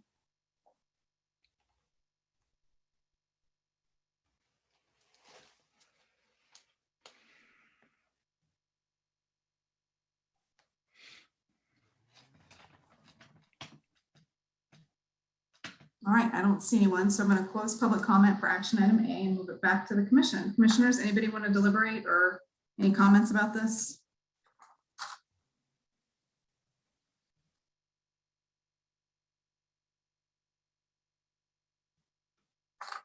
I just want to point out, just in my packet, I'm down for the same phone twice on my policy, my personal one. So I assume once it's passed, we would come in and sign this agreement, Madam Chair. Yeah, I think Commissioner Schwartz, and we can ask this to Mr. Cardus, it's my understanding this is just an example. And then like in real life, each commissioner probably has different items and each Right. board member may or may not have items. So it's my understanding that the city staff, that Michael would direct someone in the city staff to help make sure that the document reflected that personal individual, not like we're not voting on page 153 as what everyone has, but that's an example. Right. Is that your, Mr. Cardus, is that correct? That page 153 is just like the example? That's correct. It's just a sample of what the format will be. Okay, Fine, thank you. I yield. great thing to notice though. It's important to say out loud. So thank you, Commissioner Schwartz, for that. Any other commissioners? Well, I will say, I think that this is a nice document and I hope that it will make it, it's one step forward in making it easier for our boards to understand what we expect of them, starting right from the basics of like our software, or if they have devices or if we have devices, just a nice way to like keep those records and track those devices, and also clarity of communication about making sure we're on the same page and future commissioners are on the same page with what we expect as a community and holding ourselves accountable for this equipment. That's what I would say about that. Anybody else have anything? All right, so we have a motion to approve and it's been seconded. Let's move to a roll call vote, please. Commissioner Nudes, For, Vice Chair Keel, Or Commissioner Freeman, 4. Commissioner Schwartz, Or Commissioner Hines. Or motion passes. All right, next on the agenda is action item B, discuss, approve, deny appointment of members to the ARPA Visioning Ad Hoc Committee. So for this one, we have an addendum as well, just to alert you all to that. Mr. Cardus. Thank you, Madam Chair. So it's exciting that we can move on to seating the members of the ad hoc committee as the commission has established it. Again, just as a reminder, you chose to have 3 citizen members and 2 commission members. So this evening you are appointing the 3 citizen members. We have 5 very good applicants. And I think we have a couple of them on, not all of them could be reached to have comment tonight. Some of them had other engagements. But the only thing I would note of any of the applicants is in general, Tim Stevens, who's one of our members of our Parks and Trails Committee right now and serving there. In general, our policy is we don't let people serve on more than 1 committee. This is an ad hoc committee, so you can choose whether or not that rule applies to this committee, but I just wanted to put that out there. And additionally, the addendum, as Chair Newts discussed, I must have left it, is the addition of Chris King's application as well. So that's the 5th applicant this evening. So you can ask for comment from the applicants that are here if you wish. Otherwise, it is up to you to pick three of the best citizens out of 5 really good candidates. Thank you, Mr. Carter. So it sounds like in my absence, the commission allowed 2 minutes for the strategic plan committee. Is that right? So let us offer 2 minutes to each applicant for the ARPA Visioning Committee that's here if they want to speak before we carry forward. So I'm just going to go through the order in the packet that I have.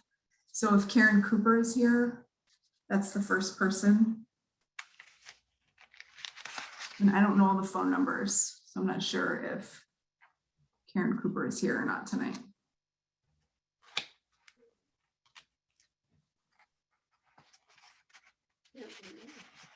I'm not seeing anyone come off mute. So the next person in the packet is Tim Stevens. I'm not sure if Tim is here tonight. And Mr. Curtis, if you have confirmation that any of these people are not here, then I won't spend a lot of time calling on them. Right, I don't see Tim. Next is Alita B. Shands. Alita is a election judge this evening, so she is unavailable. That's right. All right, so next up is Warren Maybe. I see that Warren is here. I believe, oh, there he is. Hi, Warren. Hello. I'll give you 2 minutes, Warren. Won't take that long. I'm very familiar with the situation where money needs to be budgeted for the city from previous boards and from the commission. And I believe my background in determining purchasing decisions for a privately owned company would help me make decisions for the fund, the ARPA funds we'll be getting, which I view as a real opportunity to save money for the residents of Livingston. Thank you. Thanks, Warren. And the fifth applicant is Chris King.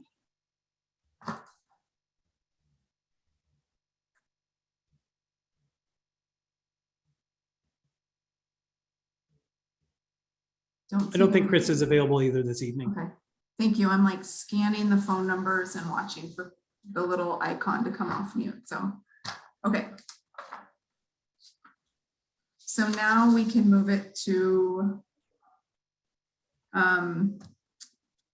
let's see, we're gonna have the commissioners discuss it and we want to do public comment on an action item before we vote. Did you guys do, let me ask though, did you do public comment, Mr. Cardus? Did they do public comment for the strategic plan? No, since it's administrative. Okay, thank you. Then we will do. Okay, thank you. I'm glad that I asked. So we won't be doing the public comment on this since it's appointments then, and we'll move to the commission discussion of it. So commissioners, who wants to go first? I will. I volunteer. You're willing to be a commissioner on the ARPA committee? You want the three people that I recommend? How Sure. are you gonna? Okay, I like Cooper, Tim Stevens, and Warren Maybe.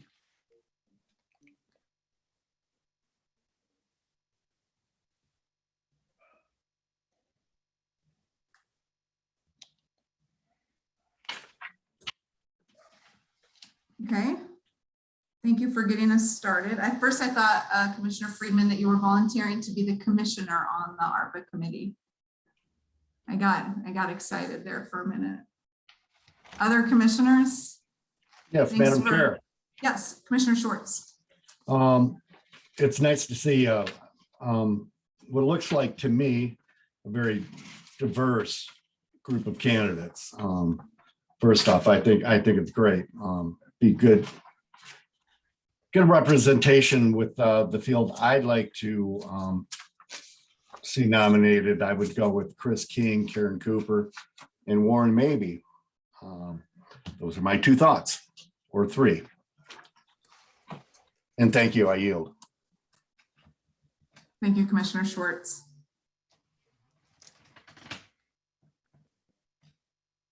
All right, other commissioners. Chair Newt. Go ahead, Vice Chair.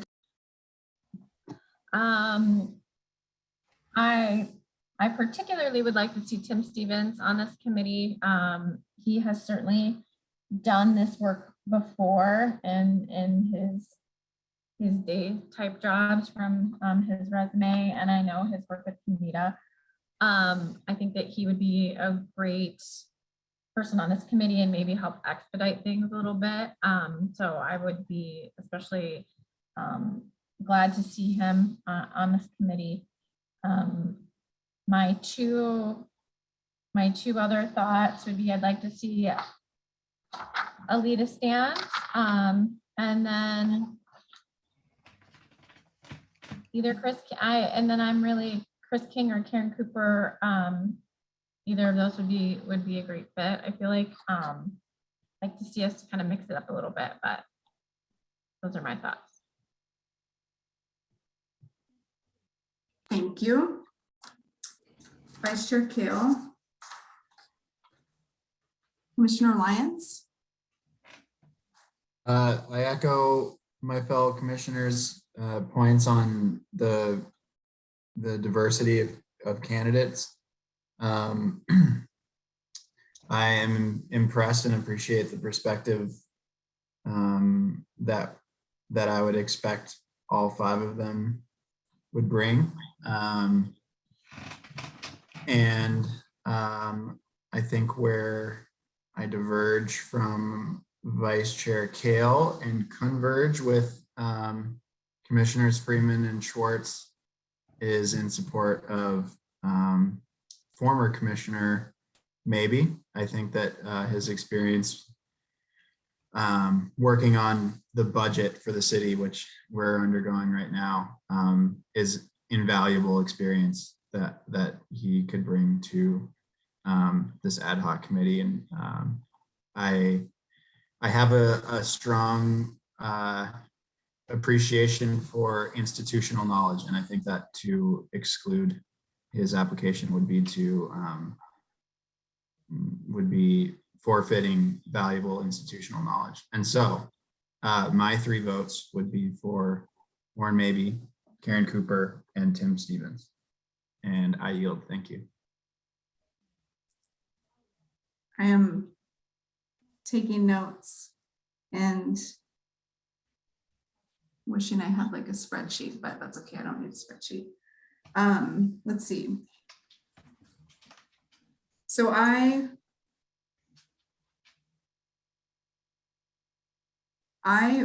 would like to see Tim also. He just has a lot of expertise in this particular area. And I think, I think that his experience is very specific and relevant to this particular issue that we're dealing with. And I think that it would be a good choice to include him as well. I also like the diversity of candidates that we have. We have 2 former commissioners actually on the list. So that's Karen Cooper and Warren Maybe. And then also we're going to have 2 current sitting commissioners that also have institutional knowledge on this ad hoc committee. So that didn't factor for me as much, the idea of who has institutional knowledge. I was more looking at the diversity of candidates. I think that Alita is it seems that this candidate, Alita, has different experiences and expertise than the other candidates. So I liked the idea of Alita on it for some more diversity. And then honestly, like Karen, Chris, and Warren all sort of represent like this downtown business or Livingston business, like people that think about that a lot to me. So for me, I think that they all would bring value and be thinking from a city perspective, but also from a business perspective. And we know our businesses were impacted greatly during the pandemic. So I feel more flexible about the 3 of those, but I'm not as concerned about institutional knowledge since we have 3 more commission, like Carrie and I have already committed to the strategic plan, and we still have 3 commissioners left, many of whom have institutional knowledge. So I'm not so concerned about that. Okay, so I'm gonna just look at what we have here for votes. So we have 4 for Tim. Just give me 1 minute. We do have 3 for Warren. We have 3 for Cooper. Well, I need to put my 3rd person, I would say, is Karen Cooper, because Chris and Warren have been most recently involved with the city. So Karen, just for diversity of new people. So it's actually 4 for Karen Cooper, sorry. And then let's see. We have Chris. We have 2 for Chris. And who's the 5th person? Alita. We have 2 for Alita. Okay. Is anybody double checking my math? If not, Are you double checking my math, Vice Chair Kale? I am, and I'm coming up with that same. Okay. So if we went straight up by how we just each made a selection of 3, we would have Tim Warren and Karen Cooper. That feels equitable to me that we each got to vote publicly. Does it work for the commission to just straight up go with how we voted and do Tim, Warren, and Karen? That would be the most straightforward, I think. You still have to make a motion to that and then vote on it. But yes, Yeah. you could, that could be Okay. determined what the motion is. Thank you so much, Mr. Curtis. Okay. So if we just went straight by votes, those would be the top 3 based on what the commission just said. So we would need a motion, and it would be, if we went straight with votes, it'd be Tim, Warren, and Karen. Madam Chair, are you Yes. entertaining the motion now? Yeah, I think we're ready unless somebody wants to comment. I think we should go for it. You guys ready for a motion? Yes. Ready, let's do it. Thank you, Commissioner Schwartz. I make a motion to approve Karen Cooper, Tim Stevens, and Warren Maybe to the ad hoc committee for the ARPA fund recommendations.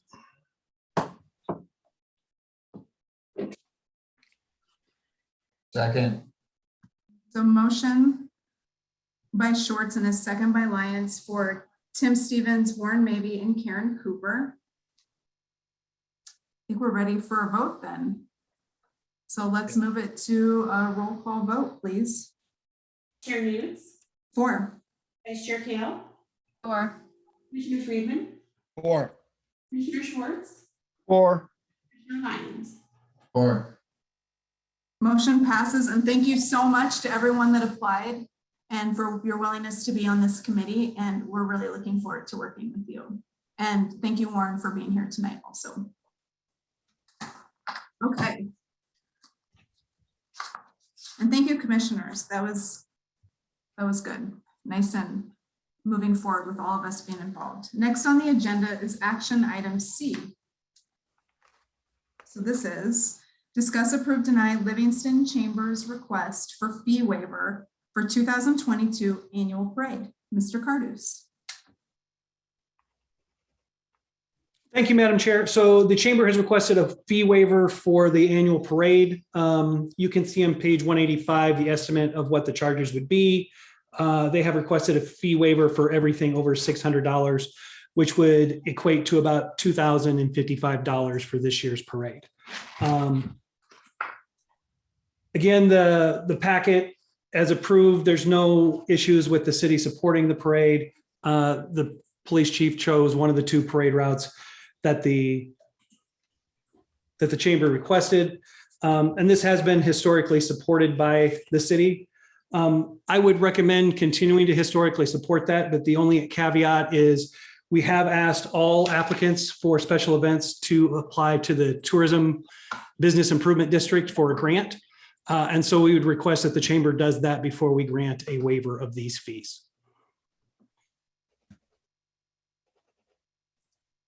Thank you, Mr. Cardus, and commissioners. Do any of you have clarifying questions? Chair News. Vice Chair Kale, you have the floor. Thank you. Just to be clear, Mr. Cardus, as far as we are aware, the chamber has not applied for the TBID grants. Is that correct? That is correct. Last I knew, they had not applied for a grant from the TBID yet. Thank you. Thank you. Other commissioners? Does anybody have clarifying questions? No? Okay, so we're going to move to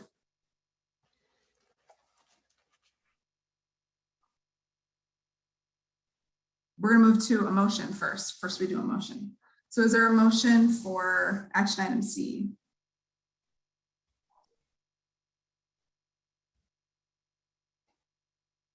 You want a motion for C? Yeah, we need a motion to be able to discuss it. Motion So that Item C. can you say that again, please, Commissioner Friedman?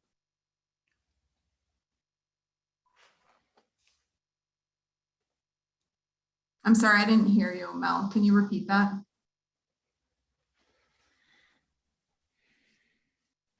I'm unclear if there was a motion made. Mr. Curtis, can you confirm if you heard a motion? I think Commissioner Freeman motioned to approve action item C. Okay, thank you.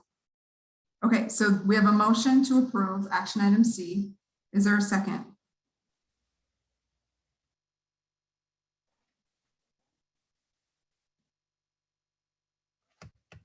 I'll second. Okay, second by Schwartz. And now we'll open it to public comment. So if there's anyone here that wants to comment on action item C, please raise your hand or put your name in the chat. You can say your name and address for the record. Anybody want to oh, there we go. Leslie Feigl. Yeah, boy, this is done differently over the years, you know, almost 10 years now of doing this. I've always had time to read my letter, talk to you, the commission, and Madam Chair, I'm gonna just cover a couple things tonight. So in this letter, as you can see over the years, I've kind of explained it literally over the years. Prior to 2005, there were no fees. The city worked wonderfully with the chamber prior to even me being here. There was $100. When we got around 2018, the city staff did make fee changes. And although I have been through every ordinance and article that there is under the city, cannot find how come this never actually came. Fee changes never came in front of the city commission. So we started having to come in front of you as the commissioners to ask for a reduction in fees, being that we were a nonprofit. In 2019, we paid $400. Prior to that, it was $320, I believe. And it's gone up from there. So on a positive note, we appreciate the time to be able to come in front of the commission to ask for a waiver. There is a time limit, which is per city, the city's rules, I guess. And so to be able to get on the agenda and discuss anything over $500, anything under $500, the city staff has the approval to be able to reduce the fees. Anything over $500, then we have to come in front of the commission to ask for a fee waiver. So I'm a little concerned about, Madam Chair, if and the commission, under the application, we have never faced something like this before. Page 181 on the agenda. I am absolutely appalled that this letter was placed in here by city staff, that this was sent to city staff. And this actually, if you read it, was extremely rude, directed towards me, accusing me to try to overturn a city commission and police chief's decision as it states. It is also recognizing a chamber member from a different board in here, this direct email. This direct email was also blind copied to a non-city committee member, the TBID. And then it also states that I never responded, which I did. And she does know because I left an email, a voicemail. And they have a copy of the voicemail because that was sent to my board, which were aware of all of this. And then a very long letter, which I find very interesting why this was put onto a city agenda meeting tonight, from a Chris King from the TBID to me and one of my board members. So under Code of Ethics for the City of Livingston, Chapter 2, Article 4, Section 2-77. If anybody needs to know what the Code of Ethics are for the city, and I'm going to read this because I'm extremely upset that this is being handled this way. All employees shall be subject to the Code of Ethics provisions by state law that prohibit conflict between public duty and private interest. All employees of the city shall recognize that they are public employees and have a particular responsibility for serving the public without conflict between public duty and their own private interests. This to me is a shame that I, again, have been treated like this, and that these were put onto the agenda to where something was meant to be we've been doing this for years and we all got along. And I think this is a shame. And if the city chooses to not give us the waiver, which again would be a shame because of the fees, which I still can't find where the staff has the authority to change the fees without coming in front of the commission. I mean, we'll find a way to have the parade. We're just going to have a lot more sponsors. But I just think that this was a very rude way of treating me. And by the way, the TBID is not a funding organization for this particular event, no matter what Chris King might have said in the email that you now have all seen and the public. The TBID is a funding mechanism for overnight stays in hotels, and a 4-hour parade does not fit that criteria, and we will not be a part of the misuse of those funds. Leslie, I have a quick question for you. Can you, and thank you, can you please restate the code that you cited? I wasn't fast enough. Was that state code or was that Livingston Municipal Code? I'm sorry. The Livingston Municipal Code, Chapter 2, Article 4, Section 2-77. Thank you for restating that for me. Absolutely. Thank you, Madam Chair. Okay, is there anyone else from the public that would like to give comment on action item C?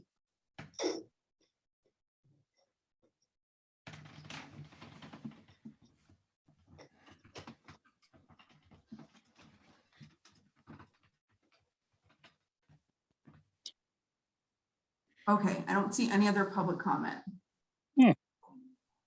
Oh, Brian, it looks like you're off mute. Brian, did you have a public comment for action item C? Yes, Brian Deckard, 166 Miller Drive. Thank you. Go ahead.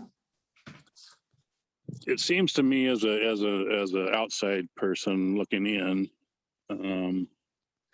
there has definitely been a conflict, you know, and it's really not even about the fees, you know.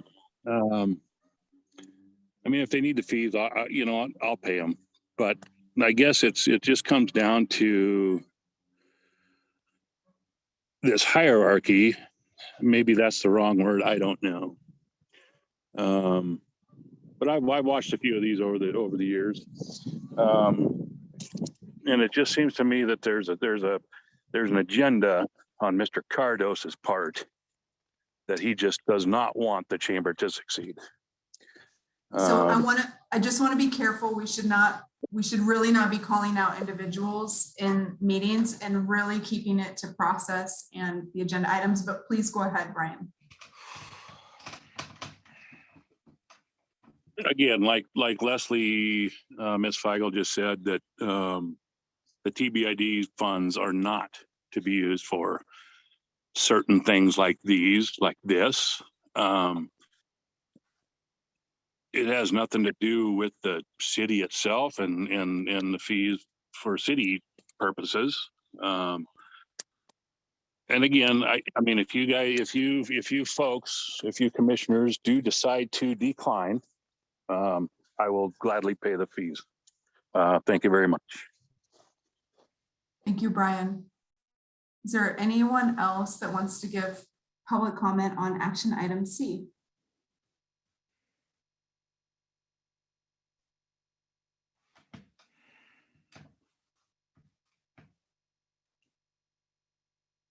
I'm going to say it one more time, public comment, action item C.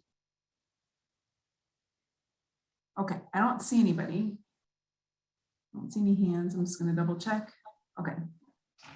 All right, so public comment for action item C is closed. And I would like some process clarification since some things were brought up. So first, I want to be careful that we're not talking about individuals because that's not appropriate in the commission meeting setting. And I want to keep it to really what's our jurisdiction as the commission. versus what authority does city staff have that's granted to them through our ordinances and our laws. And so, Mr. Cardus, could you help us understand the role of city staff as it comes to fee waivers and some of the things that were brought up in terms of who and how are decisions made about what the fees are for events and when the city staff can waive things versus the city commission? Sure, if I may. Thank you. Thank you, Madam Chair. So yeah, so all special events work the same way. The application goes to the Recreation Department. People fill it out. If they request a fee waiver, we do ask that they request it by a certain time frame. When it's seen by the commission, doesn't really matter as long as the commission approves it. For small amounts, and I think Leslie's correct, usually we look at 500 or less, the rec department can make some decisions on not to waive that. But in general, when it's above that, we bring it to the commission for a fee waiver, mainly because it's a significant amount of money that either isn't coming back to the city to offset costs. And so we leave that decision up to the commission to determine how they would like to support different groups or different events. Lisa is on, if you want to ask her specifics, she manages that program from the administrative services down through rec. Outside of that, again, for fee waivers, we make, if it's one that comes to the commission, we make a recommendation and then you as the commission votes on it and then we go from there. We do provide you, as you see in the packet, with a cost estimate of what it will be. Cost estimates vary depending on the time of year. Again, the parade's on a weekend this year, so it's, I think, double time for anybody that is out supporting the parade from city staff this year because it'll be over the weekend instead of during a weekday when they would usually be at work. Lisa, did I miss anything in that?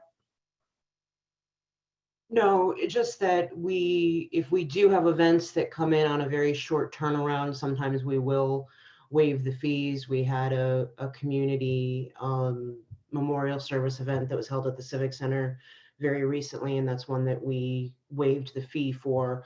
It would not have had any time to come before the commission. So there are sometimes we make those types of judgment calls depending on what the situation is. But generally speaking, for these events, the staff and I will consult about anything $500 and under for a waiver. Usually those events are required to be free to the public, put on by a nonprofit of some sort, or for like a community benefit or a fundraiser or something along those lines. The larger ones come. Amen. Shut the fuck up, bitch.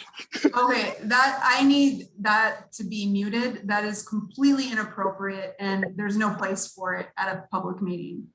So if it happens again, that participant will be removed from the meeting, to be clear. Lisa, you have the floor. Thank you. So these larger events come to the commission for decision on a waiver. So what's before you now is the one related to the parade. Again, as Mr. Cardus stated, it would be at least time and a half for most of the staff to participate in assisting in that. So that's what makes the cost a little bit more than it is during the week.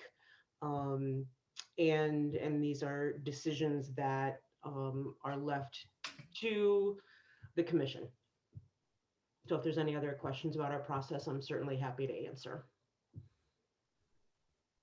Thanks for the overview. So that's helpful. Commissioners, do you have any other question? I know this is new for some of the commissioners. Do you have any questions about the process and like what are city staff responsible for versus the city commission?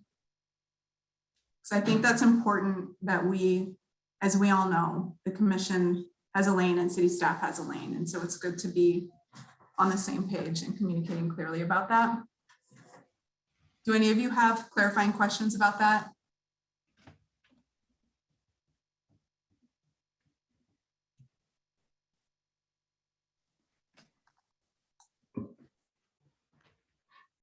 No, I do not, but I do have a question on the T-bid when it's appropriate. Just let me know.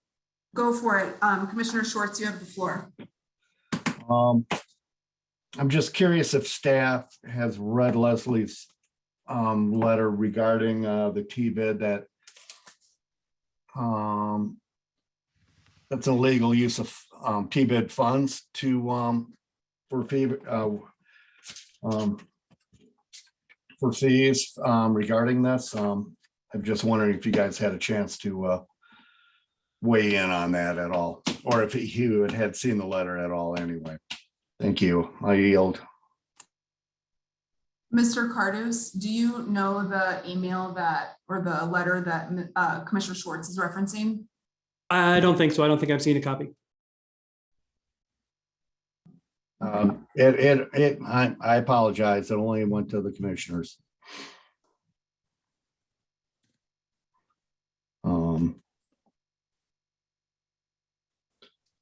So yeah, that'd be the only question I have. Why can't the T-bid help sponsor this thing and go from there? Thank you. I'll yield. Chair Newt. Yes, go ahead, Vice Chair Kale.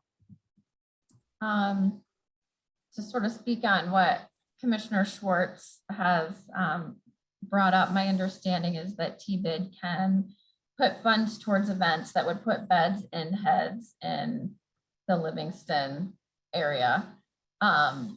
Yes, I suppose it would be up to T-bid to make that decision whether the parade would bring people to town to stay overnight.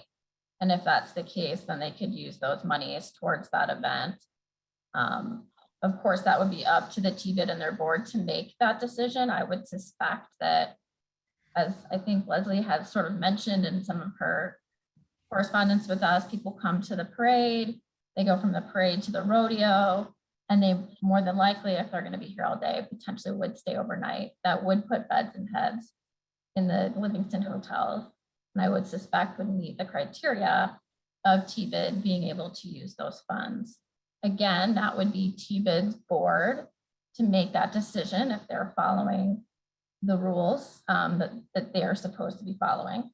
I would love to see T-bid help us cover some of these funds if they're able to. These are funds that are brought in by the visitors that come to our town. Because we don't have a resort tax of any way, we don't collect monies from the millions of visitors that come through our community every year. And it would be nice to know that we could use some of those dollars, the bit that does come to our town, to help cover the fees for our parade. It's a great event every year. Chamber does an amazing job putting it on, and they get lots of volunteers to help. It does cost the city money, particularly on a holiday weekend when we're paying time and a half to our folks who have to be out there to help and to work. We're incredibly understaffed and have been for the last couple of years, so we know it's going to be overtime and a lot of it. I'd really like to see us all work together, and I'd like to see some of those monies that we've collected through the T-bid monies, through the visitors that come to our town, help offset some of these costs for our community. I'd love to see that happen. That's just my thoughts. Thank you, Vice Chair Kale. Other commissioners?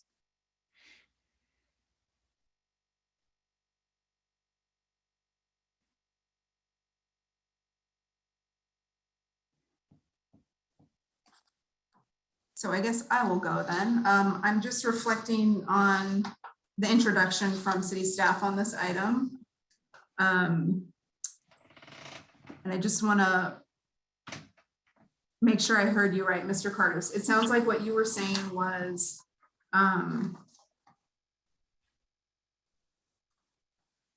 that the city's position on a fee waiver would be to have the chamber go through the T-bid process first, and then the city could consider what T-bid says before we decide whether we waive or not. Was that kind of how you introduced it in different words, but same intent? Yeah, that would be the staff recommendation, that we ask the chamber to go through that application process first. Okay. Thank you. I know that like these fees seem very high for people. I particularly value our staff, and this is a lot of staff on a weekend. Overtime pay probably for quite a few, like more than one department. I believe some of our departments are fully on duty and nobody's off during 4th of July weekend or the 4th of July timeframe. That's my understanding, is that everybody works during the parade in some departments. That is noteworthy. And I think that that's important. And so these people's work costs money. They're not working for free as volunteers to keep our community going. So I would also support the staff recommendation and what other commissioners have said. So we have a motion. We could move, I guess, Mr. Curtis, do we have for a timeline? Is there still time for the chamber to apply to TBID and then get back on the next agenda for a fee waiver, if depending on what the TBID board There says? is. The chamber met the initial application timeline, so they're fine. We're not going to disqualify them for that. So if they go through that process, we just won't charge them until the commission has made a decision on what the fee waivers will be. Okay. Madam Chair. I'm sorry. I would just say, I know that with the TBID, if they apply, if they fill out the application by next Wednesday, by the second Wednesday of the month, they would then be able to be on the agenda for the third Wednesday of the month meeting, is what my understanding is. And the only reason that I know that is because I'm actually looking at applying for some funding for an event that I'm working on. So Unrelated to the city commission. absolutely unrelated. Okay. And I see some people coming off mute or raising their hand. Public comment is closed for this, and we don't open and close public comment. It's open, and that's when the public gets to talk. And that's why I ask several times and then it closes. Just to be clear, that that's just standard process. So, all right, commissioners, so we have a motion, but we could make a motion to postpone to the next meeting to give the chamber time to apply if that is what the commission would want to do. Yep, I saw a commissioner come off mute. Commissioner Schwartz. Oh, no, I was just gonna Okay. either amend or follow your recommendation. Okay, I think we could make, it sounds like, Mr. Carter, so we can make a motion to postpone then to give the chamber time and then come back. Okay, Yes. okay. So, and even if the chamber decides not to apply, there's still time for them to come back and have the whole conversation but there's time for them to do it and go through the recommended process. Okay, so we could do a motion to postpone. So does someone want to make a motion, commissioners?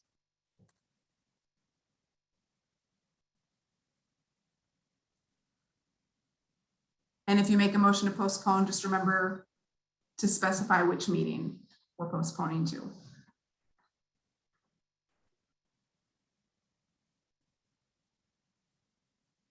Do we have a motion?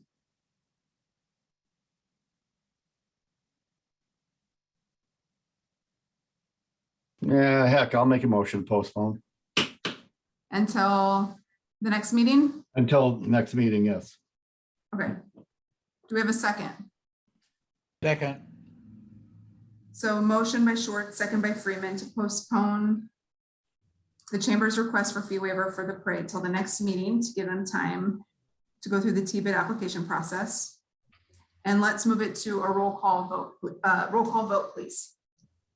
Chair News, For, Vice Chair Kale, For, Commissioner Friedman, Or. Commissioner Schwartz, Or. Commissioner Lyons. Or motion passes.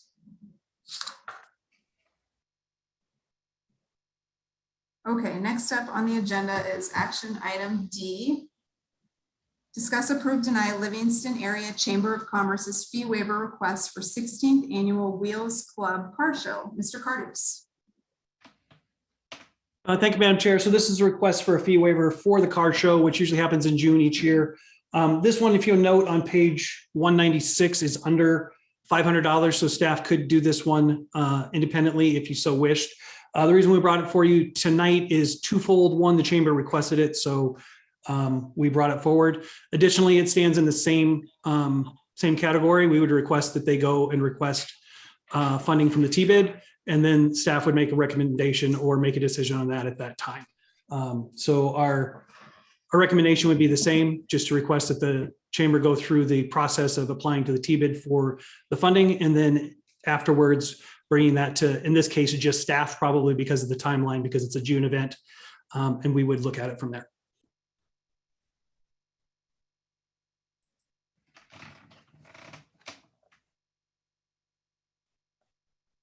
Commissioners, do you have clarifying questions?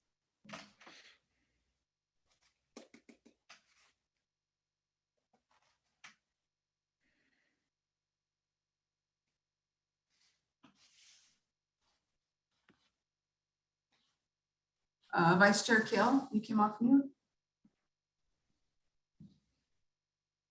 I'm just wondering how many events under, at that $500 mark does the staff generally look at to waive fees for? Is it just most anybody who's a nonprofit? So it's only available to nonprofits. We don't give any fee waivers for for-profit events. And so that's the key item. Honestly, there's not many that come in at this. Usually it's much less. It's one or two garbage cans. So it's more like a $40 or a $70 waiver than it is 500. I don't know. Lisa, can you speak to that, or how many we get in this range? Can you speak to it not on mute? Yeah, that'd help, huh? Before the pandemic, we would see, anywhere between 5 or 10 that would fall into this category annually. Sometimes it would be a street closure for a block party or something along those lines. Obviously since the pandemic, we haven't really had any, so we're just starting to kick these events off again. So.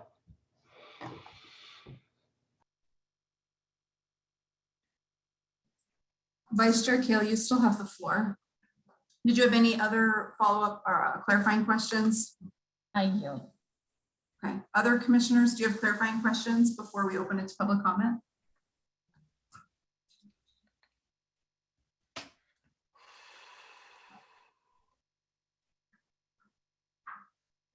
Madam Chair. Yes, go ahead, Commissioner Schwartz. Yeah, I just,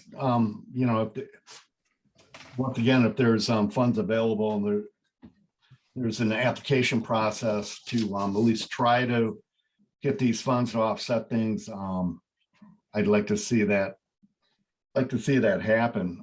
At least the effort made on behalf of the taxpayers. I know businesses, do benefit from this car show and stuff like that.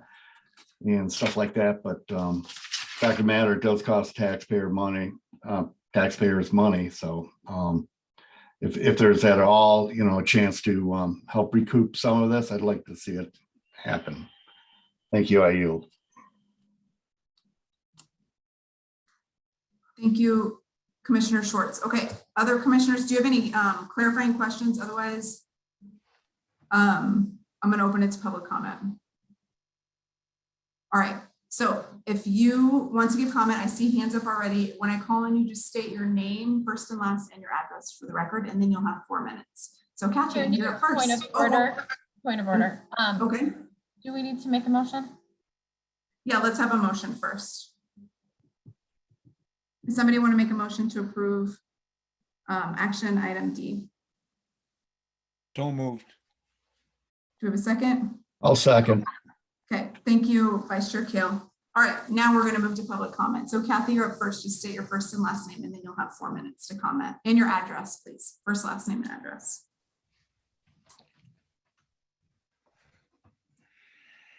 My name is Kathy Martin and my address is 1312 West Summit Street.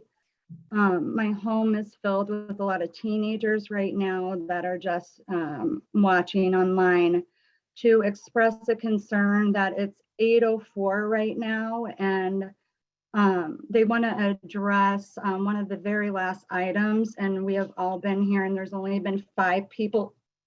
Yeah, I know, I observed. The teenagers want to say that they've only observed 5 people speaking throughout the past 2.5 hours. And there's 27 citizens that are attending who are not commenting. So we need to go do our homework, and this is going to close in 20 minutes. And so could we, that's my comment. That's just my observation. Thank you. Thanks, Kathy. Leslie?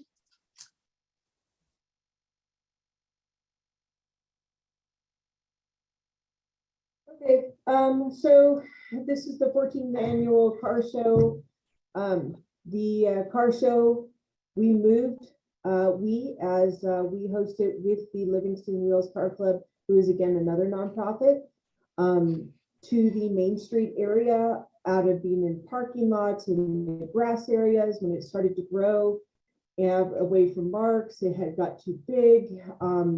We decided years ago, as the chamber, probably 8 years ago, 7 years ago, we moved it to the Main Street due to the fact that we decided to combine it with the Living History Day at the museum.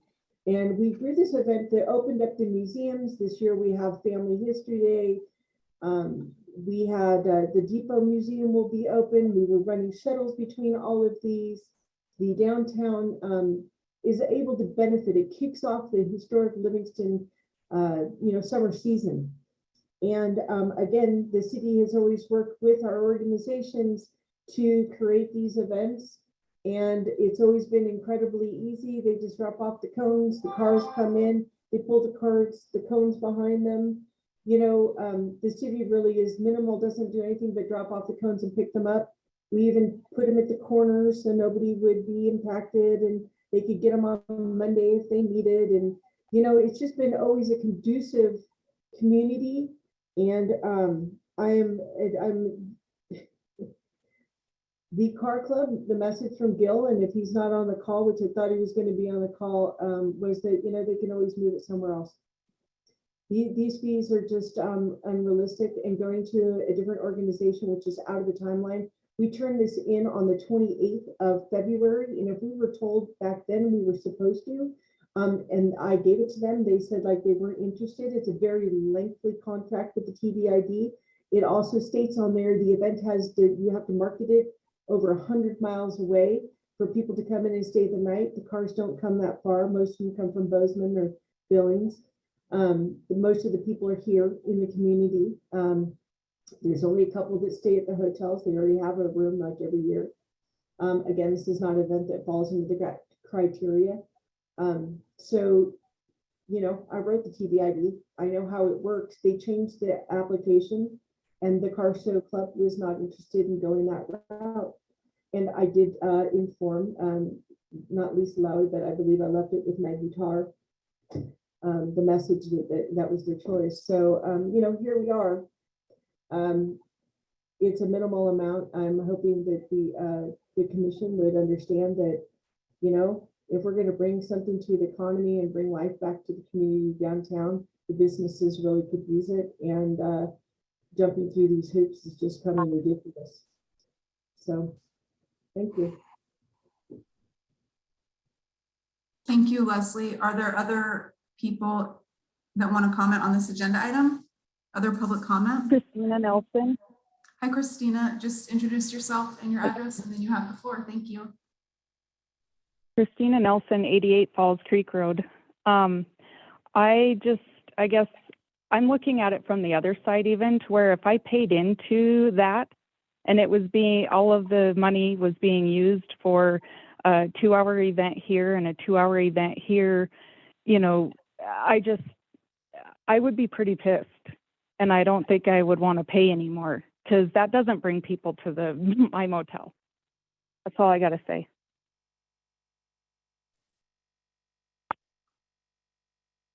Thank you. Are there other folks in attendance that want to give comment on this item?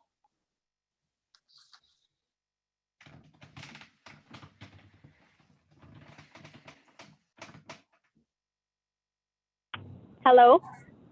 Hi. Who is this at the 697-7036 number? Did you want to give public comment or was that an accident? Okay. Don't see that person coming off of mute again.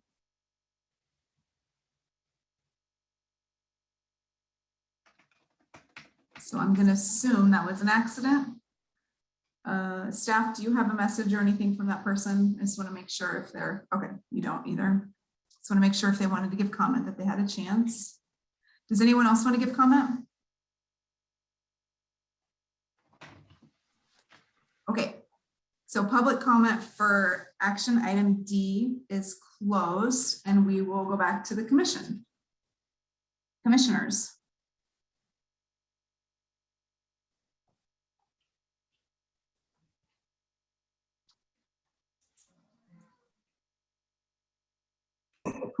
Commissioner Schwartz, go ahead.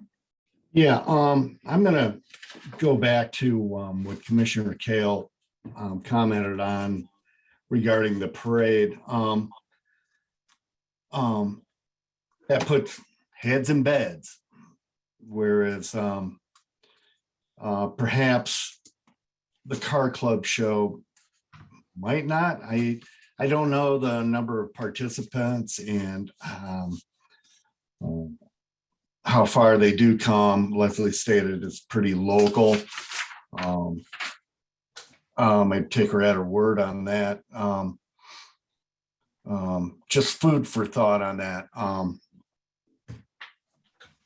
That it is a smaller event with far fewer participants. I guess that's all I wanted just to reiterate and comment on. Thank you. I yield.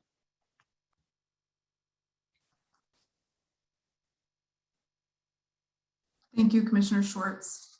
Vice Chair Kale. Chair Newt. I was looking this over as everyone was talking again, and I'm sort of there with Commissioner Schwartz. I do think that this is a smaller event.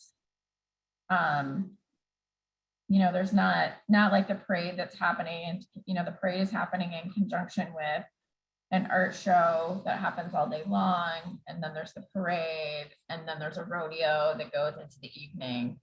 Please give us citizens an opportunity to speak. So please. I need you to be on mute. I need you to be on mute, Kathy. The public had a chance to deliver, the public had a chance to give comment. And anyone that comes off mute and starts screaming and interrupting the commission again will be removed from the meeting.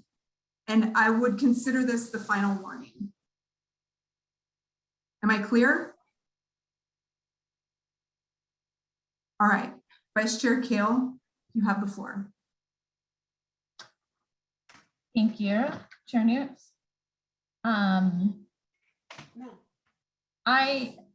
Because this event is not happening in conjunction of a day-long and evening-long event, I suspect that this may be more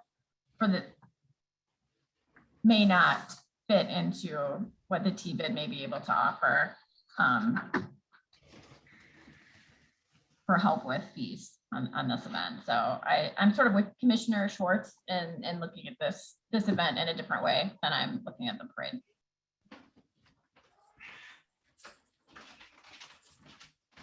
There you go.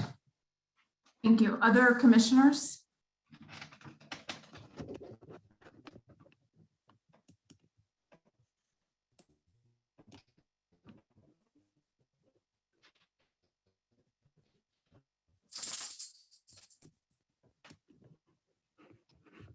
All right, so no other commissioner comment. We have a motion to approve a fee waiver for the car show, and it's been seconded.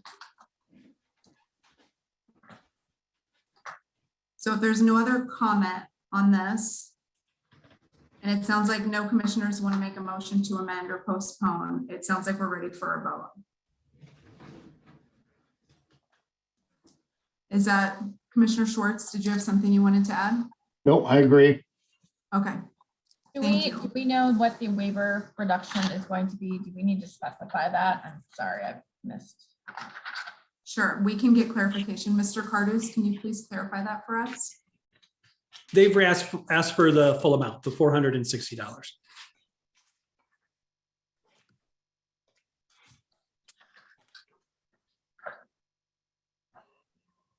Thank you for that clarification.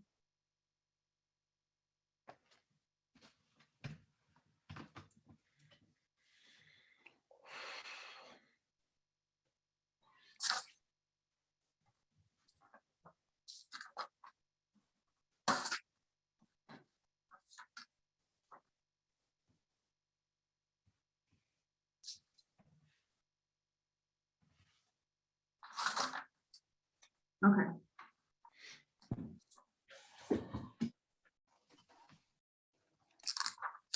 Commissioners, any other questions? Are we good? We ready for a vote? No motion to postpone, no motions for anything. We're ready for a vote? Yes. Okay, I just want to make sure. All right, so we have a motion to approve the fee waiver for the car show, and we have a second. Roll call, please. Chair Nudes, For, Vice Chair Kale, For, Commissioner Friedman, 4. Commissioner Schwartz, Or, Commissioner Winans. Or motion passes. All right, next up is action item E. And I am going to pass it over to Vice Chair Kale again. This is the second library, and I have an ethical conflict here.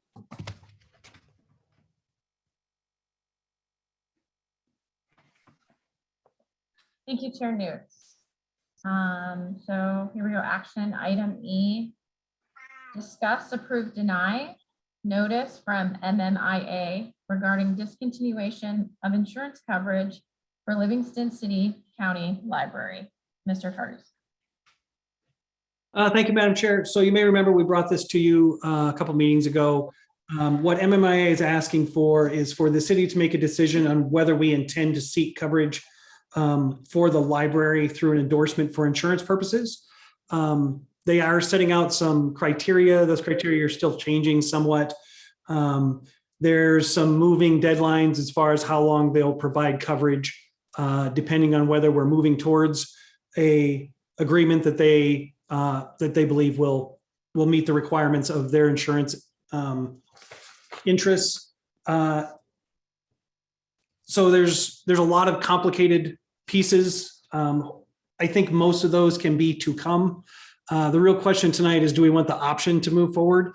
And staff recommendation would be, we do want the option to move forward. I don't think the library board, and I think the chair is here tonight so they can speak for themselves, but I don't think they're certain exactly how they want to move forward with this. So I think leaving our options open to the greatest possibilities is the most prudent thing to do at this point, which would include making this application to MMIA and with the intent to move forward. And then if somewhere along the line, either the city or the library decides that's not in the best interest, we can always drop out. There will need to be an agreement in place. I think right now, MMIA is requesting that be mostly done or done by June 30th. So we still have a couple of months on that. But my recommendation and staff recommendation would be to move forward with the application to at least save the opportunity to move forward with the coverage. And then if along that process, we decide that's not the best way to go, we can always divest and move away from it. I will leave that there. If there's any questions on any of the items, I'm happy to answer, but I think at least for tonight, the real question is just, do we want to move forward with the application or not? Thank you, Mr. Curtis. I know that I can see the library director is on the meeting this evening, and I also believe that the chair of the library board is with us this evening as well. I may need to ask for some assistance in point of order, but seems commissioners, would it be okay if we hear from the director of the library first to get his thoughts on this before we move ahead? I'd like to just have, I have a clarifying question real quick. Go ahead, Commissioner Schwartz, yes. Have, I know this is between MMIA, you know, and the city. Has the library board looked at Mako, the park, the county's insurance company, to see if they would pick up the coverage, just out of curiosity? Thank you. I yield. You want me to speak to that? Go ahead, Mr. Grady. Yes. The library has several irons in the fire along that score, and Mako is one of them. So yeah, we're looking into many options. Commissioners, any other questions for Mr. Cardos or Mr. Grady around this? Any clarifying?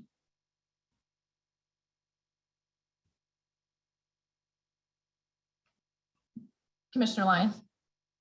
We heard staff's recommendation, but I'm curious if Mr. Grady would let us know his thinking.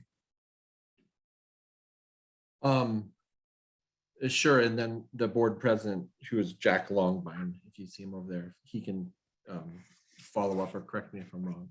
But the board's thinking is to look out for the best interests of the staff and then the library's long-term fidelity, that we would need more time to either come to an agreement that with the city that MMIA accepts, or to find our own insurance. And given that if the city, given if we just say, no, we don't want it, or if no decision is made, or if the city says, no, we don't want to do it, then we have until July, their insurance runs out on the 30th of June, and that's not much time. But MMIA has given the option that a library in a city who are trying to work together can extend that coverage through the 30th of September. And we were hoping that we could, that the commission would entertain that option.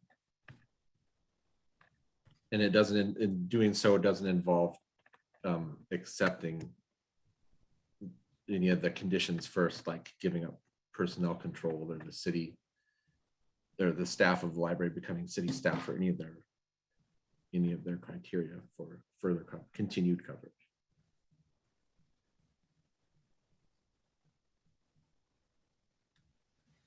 Thank you, Mr. Grady.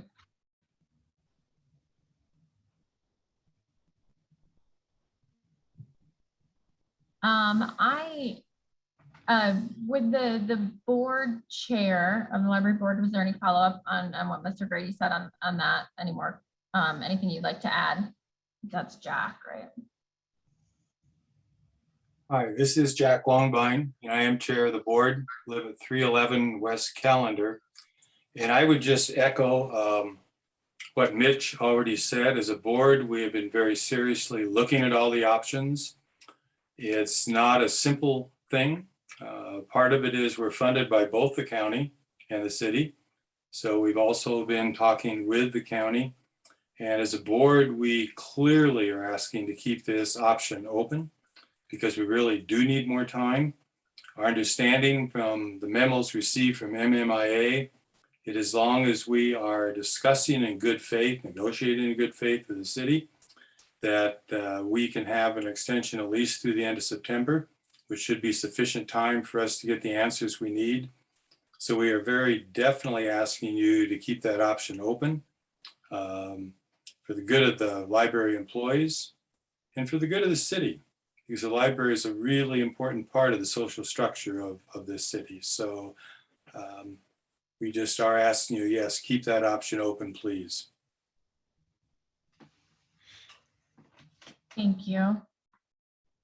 I would like to ask a question, and this might go to Mr. Cardos or even Ms. Llewellyn. From the information that we received through, I don't know if all of it came in amendments, and so I'm not even sure where it all came from, but so as Mr. Grady mentioned, that as long as we as the library and we as a city are working in good faith to negotiate an agreement of some sort, whatever that is. It looks like MMIA will extend the insurance coverage through July 1st and or to September 30th. I'm not reading where we need to have any sort of a written agreement that we're negotiating. Is this just verbal? And is that all we need? I think that's my question. As far as MMIA is concerned, I'm sure that's not going to cut it. They want a formal agreement for their insurance coverage purposes. So whether that's an interlocal agreement, which I think is the most likely format or vehicle for that kind of agreement. But I think we do have some time to come up with that. And I think if our choice or the choice of the library or everyone's choice by July is that we definitely want to move towards that, then I think we'll have plenty of time to write that agreement. But the first step is just telling MMIA that we plan to move towards that as of now.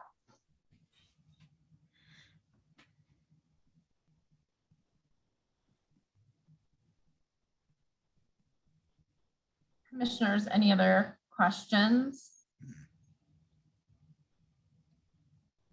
Commissioner Lyons? So to boil this all down, if the action that would be required of the commission right now would be to approve this action item, and then the library board, the city staff, and the library director will from there continue to work out what their best path forward is. Is that correct? So an approval of this action item sets the library, its board, and staff in a direction towards that process with MMIA, but it doesn't necessarily bind them to that process. Is that correct? That's correct. So I guess one more clarifying question. That's the advice we're getting from Mr. Cardos. Is that, as I've said it, is that the advice we're receiving from the library board and library director right now? Jack and Mitch. I would like to comment. This is Jack Longbine again. We definitely would agree of keeping that option open. As someone who does have no experience with governmental negotiating and bargaining, but my job that I retired from was vice president of human resources for a steel company. And I negotiated contracts with our union plants in Canada, California, and Colorado. I really read what the MMIA gave us as something different. It's saying that as long as we are negotiating in good faith, we have no obligation to have anything in writing even by the end of June, but it would get us to the end of September.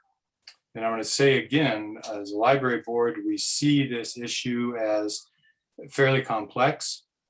I'm not sure I can give you an assurance that we could reach something that would be reduced to writing by the end of June. I know we can by the end of September. And as a library board, we've taken nothing off the table. We are willing to continue to talk with everything and negotiate it. I know that certainly fits the NLRB definition of negotiating in good faith. And unless there's something specifically different in governmental law that I'm unaware of, I'm really asking that we keep these options open until the end of September. What is NLRB? National Labor Relations Board. Mr. Grady, what would you give your 2 cents to that? Mr. Grady, I'm gonna have you hold for 1 second, and I am gonna ask for a motion to extend the meeting. We are at 8:28. May I please have a motion to extend? I make a motion to extend. Second. All in favor? Aye. Motion extends. Mr. Grady, go ahead. Sorry about that. Yeah, I think that it seems to me that what MMIA has offered is that a library in a city needn't meet their criteria to get the coverage extended through September 30th. They just have to have, and I don't know via what instrument they want this, but they need to have some assurance from the city that says, yes, we and the library are working toward a solution, but we need more time than just the end of June. And then presumably the MMI would say, okay, you got till the end of September. And that's all there is to it. Nobody has to, as far as I can tell, nobody has to sign away anything.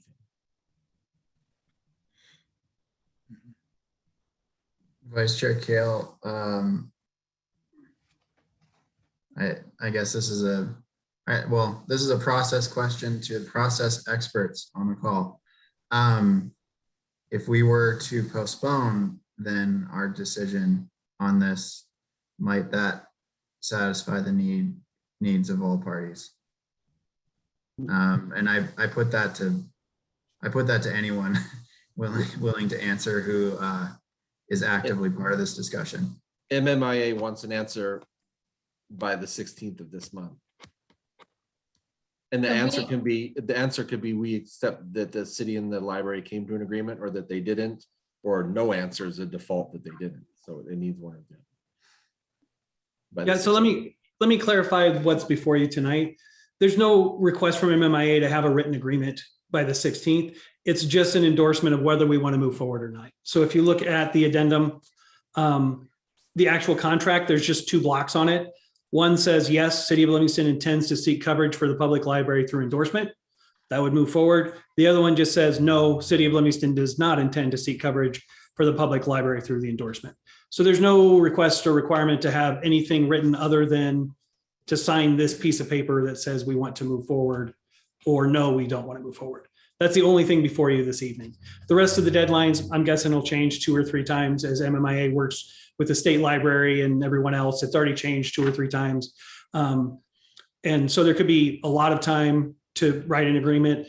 I think at some point MMIA is going to want a commitment to come under an agreement, even though the agreement's not written at that time. There'll be a fork in the road at some point. Maybe that's June 30th, maybe it's September, I don't know. But for tonight, the only thing before you is, do we move ahead or do we not move ahead? Mr. Carlos, so I'm gonna just try to wrap this up so we can understand, and I'd like to hear from Mr. Carlos and then from the folks from the library. So if we sign this Montana Municipal Interlocal Authority Notice of Intent for Public Library Coverage, that's what we're actually looking at. First of all, that's correct. Yeah, okay. And we say, yes, City of Livingston intends to seek coverage for the public library through endorsement. That's saying we want to move ahead. We want to make sure that the library staff has insurance moving forward. We're talking with them. But by signing this, we are in no way saying for sure, or we're making the library employees our employees. I think I want to clarify that, because I think it's important. I want to make sure that we're not forcing the library to become our employees with signing this agreement, because that we're obviously not there yet. Right, and this agreement doesn't do that. All it does is say that we intend to move that way. If we don't move that way, that's fine. MMIA doesn't care. They just want to know, really, they're trying to get a count of how many cities they think are going to move forward so they can determine some insurance coverage issues. But it does not bind anybody to do anything. It just gives them the notice that we plan on it and we will continue to work on it. Mr. Grady or Mr. Longvine, any thoughts on that for us? I'll let Jack speak first. I would just say that I, to that point, would agree with Mr. Cardos that I think the major issue you as a city council are facing right now is do you want to throw the library to the wolves and say the employees are not going to have any insurance? Or are you going to let it continue? And I think at this point, to vote to continue it, to have Mr. Cardos put in that application the way he said, again, it commits us as a library board to nothing. It doesn't really commit the city to anything more other than to say we're still negotiating and we're looking at this. And it gives us the time as a library board to take care of some extremely good employees at the library who are very nervous about losing their health insurance. And this will go a long way towards calming them. And I would say as a library board, we very much would appreciate you taking that action. Mr. Grady, go ahead. Jack put it much more eloquently than I would have, but that's the same thing. Thank you. Commissioners, I wonder now if we are at a point to make a motion, and that motion would need to include signing of this contract, I believe is what we're looking to do at this point. I'm ready to make a motion, Madam Chair. Go ahead, Commissioner Schwartz. I make a motion that yes, the city of Livingston intends to seek coverage for the public library through endorsement. That is adequate. Second. I have a motion by Schwartz and a second by Friedman. I'm going to go ahead and open it up to public comment at this point. Do we have any public comment on this item? Feel free to come off mute and state your name or put something in the chat.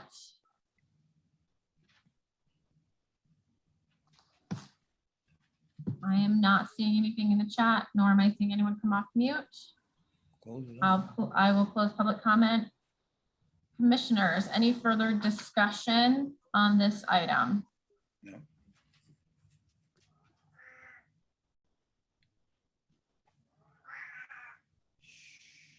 All right, seeing none. I'm just gonna make a general comment. It's unfortunate that MMIA has gone this route. I still don't see the reasoning behind it, personally. Their argument, as far as I'm concerned, is weak, but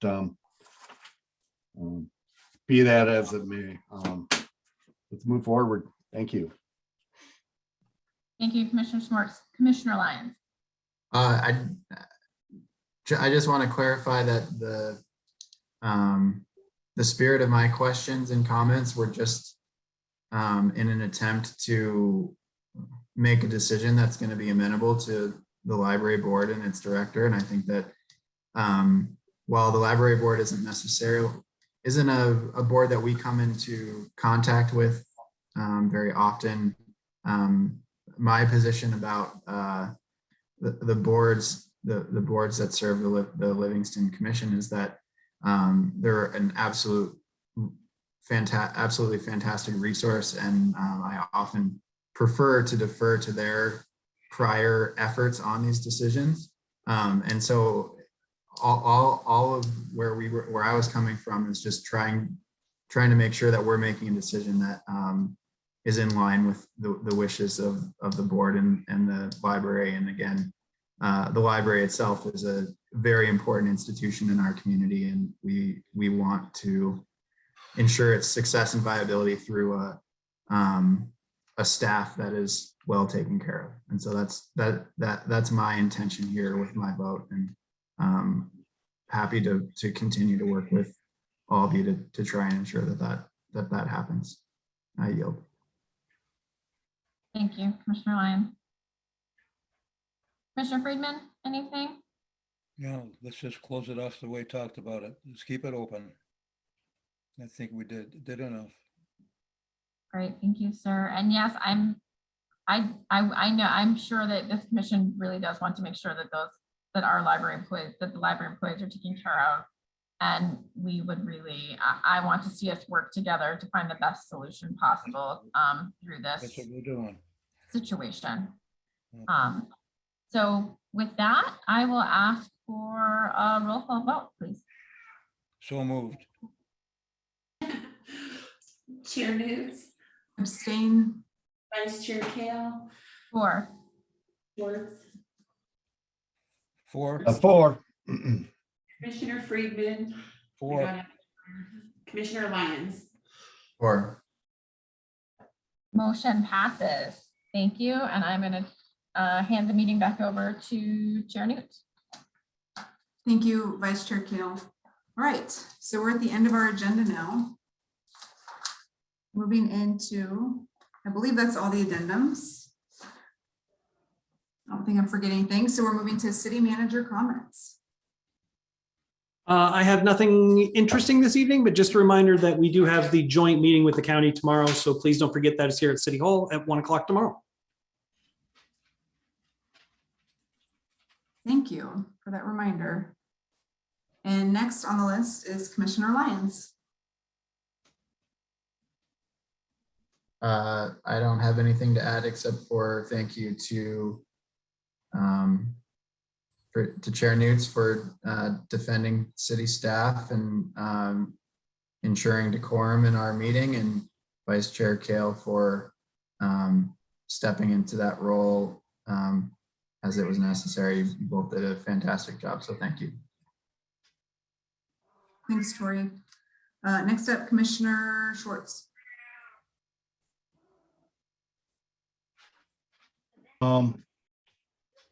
Yeah, I really, tomorrow's meeting, is that a virtual meeting or is that in person? It's both, but it's in person for commissioners at City Hall. Okay, because I'm gonna be out of town. Can I join in by phone? You can. We'll make sure Faith gets you the information. Okay, thanks. I'll deal with that. Good meeting, Madam Chair. Well run, well done. It's unfortunate there's a few people that just don't have any respect for the way government works. Thank you. I yield. Have a good evening.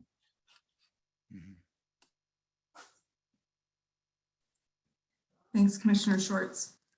Commissioner Friedman. What time is the meeting and where is the meeting? 1 o'clock tomorrow at City Hall. Our City Hall or the old City Hall or our Nope, city? the new one. Yep. New one. Okay, 1 o'clock. Yes. Very good. We covered a lot of ground tonight and it's not easy, but you got to keep going forward. And I think for the moment, we're got things, we know which direction we have to go, but there's a lot working out there. So thank you for everybody's patience on this. It's not easy. And that's it. I yield. Thank you. Vice Chair Kale. Thank you, Chair Newt. Thank you all for a good meeting tonight. We covered a whole lot. I'm just wondering, just to put it out there, maybe for staff to have a look at some point, or Mr. Cardos. Elizabeth Douglas brought up a fund of money for the Sacagawea statue and its maintenance. Just wondering where that fund, wondering about that fund. So just wondering if there's something we can do about that, that's all.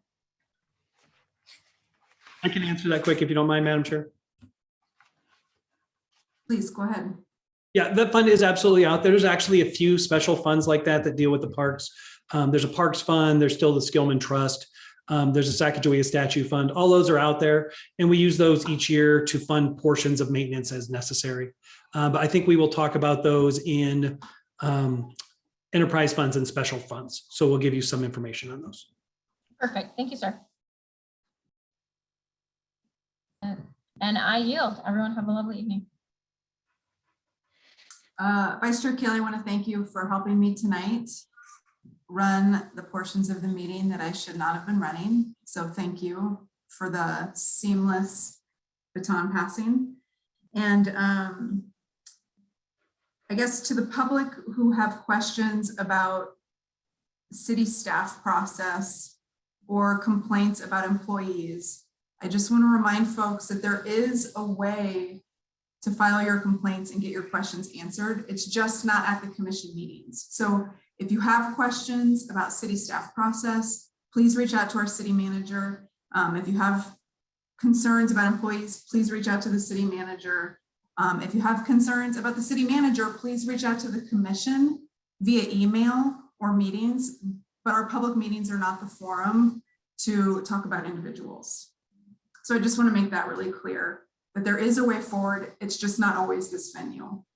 Because I want people to know their voices are heard. They just can't always be heard in this space at this time, but there is a way forward to have your voice heard.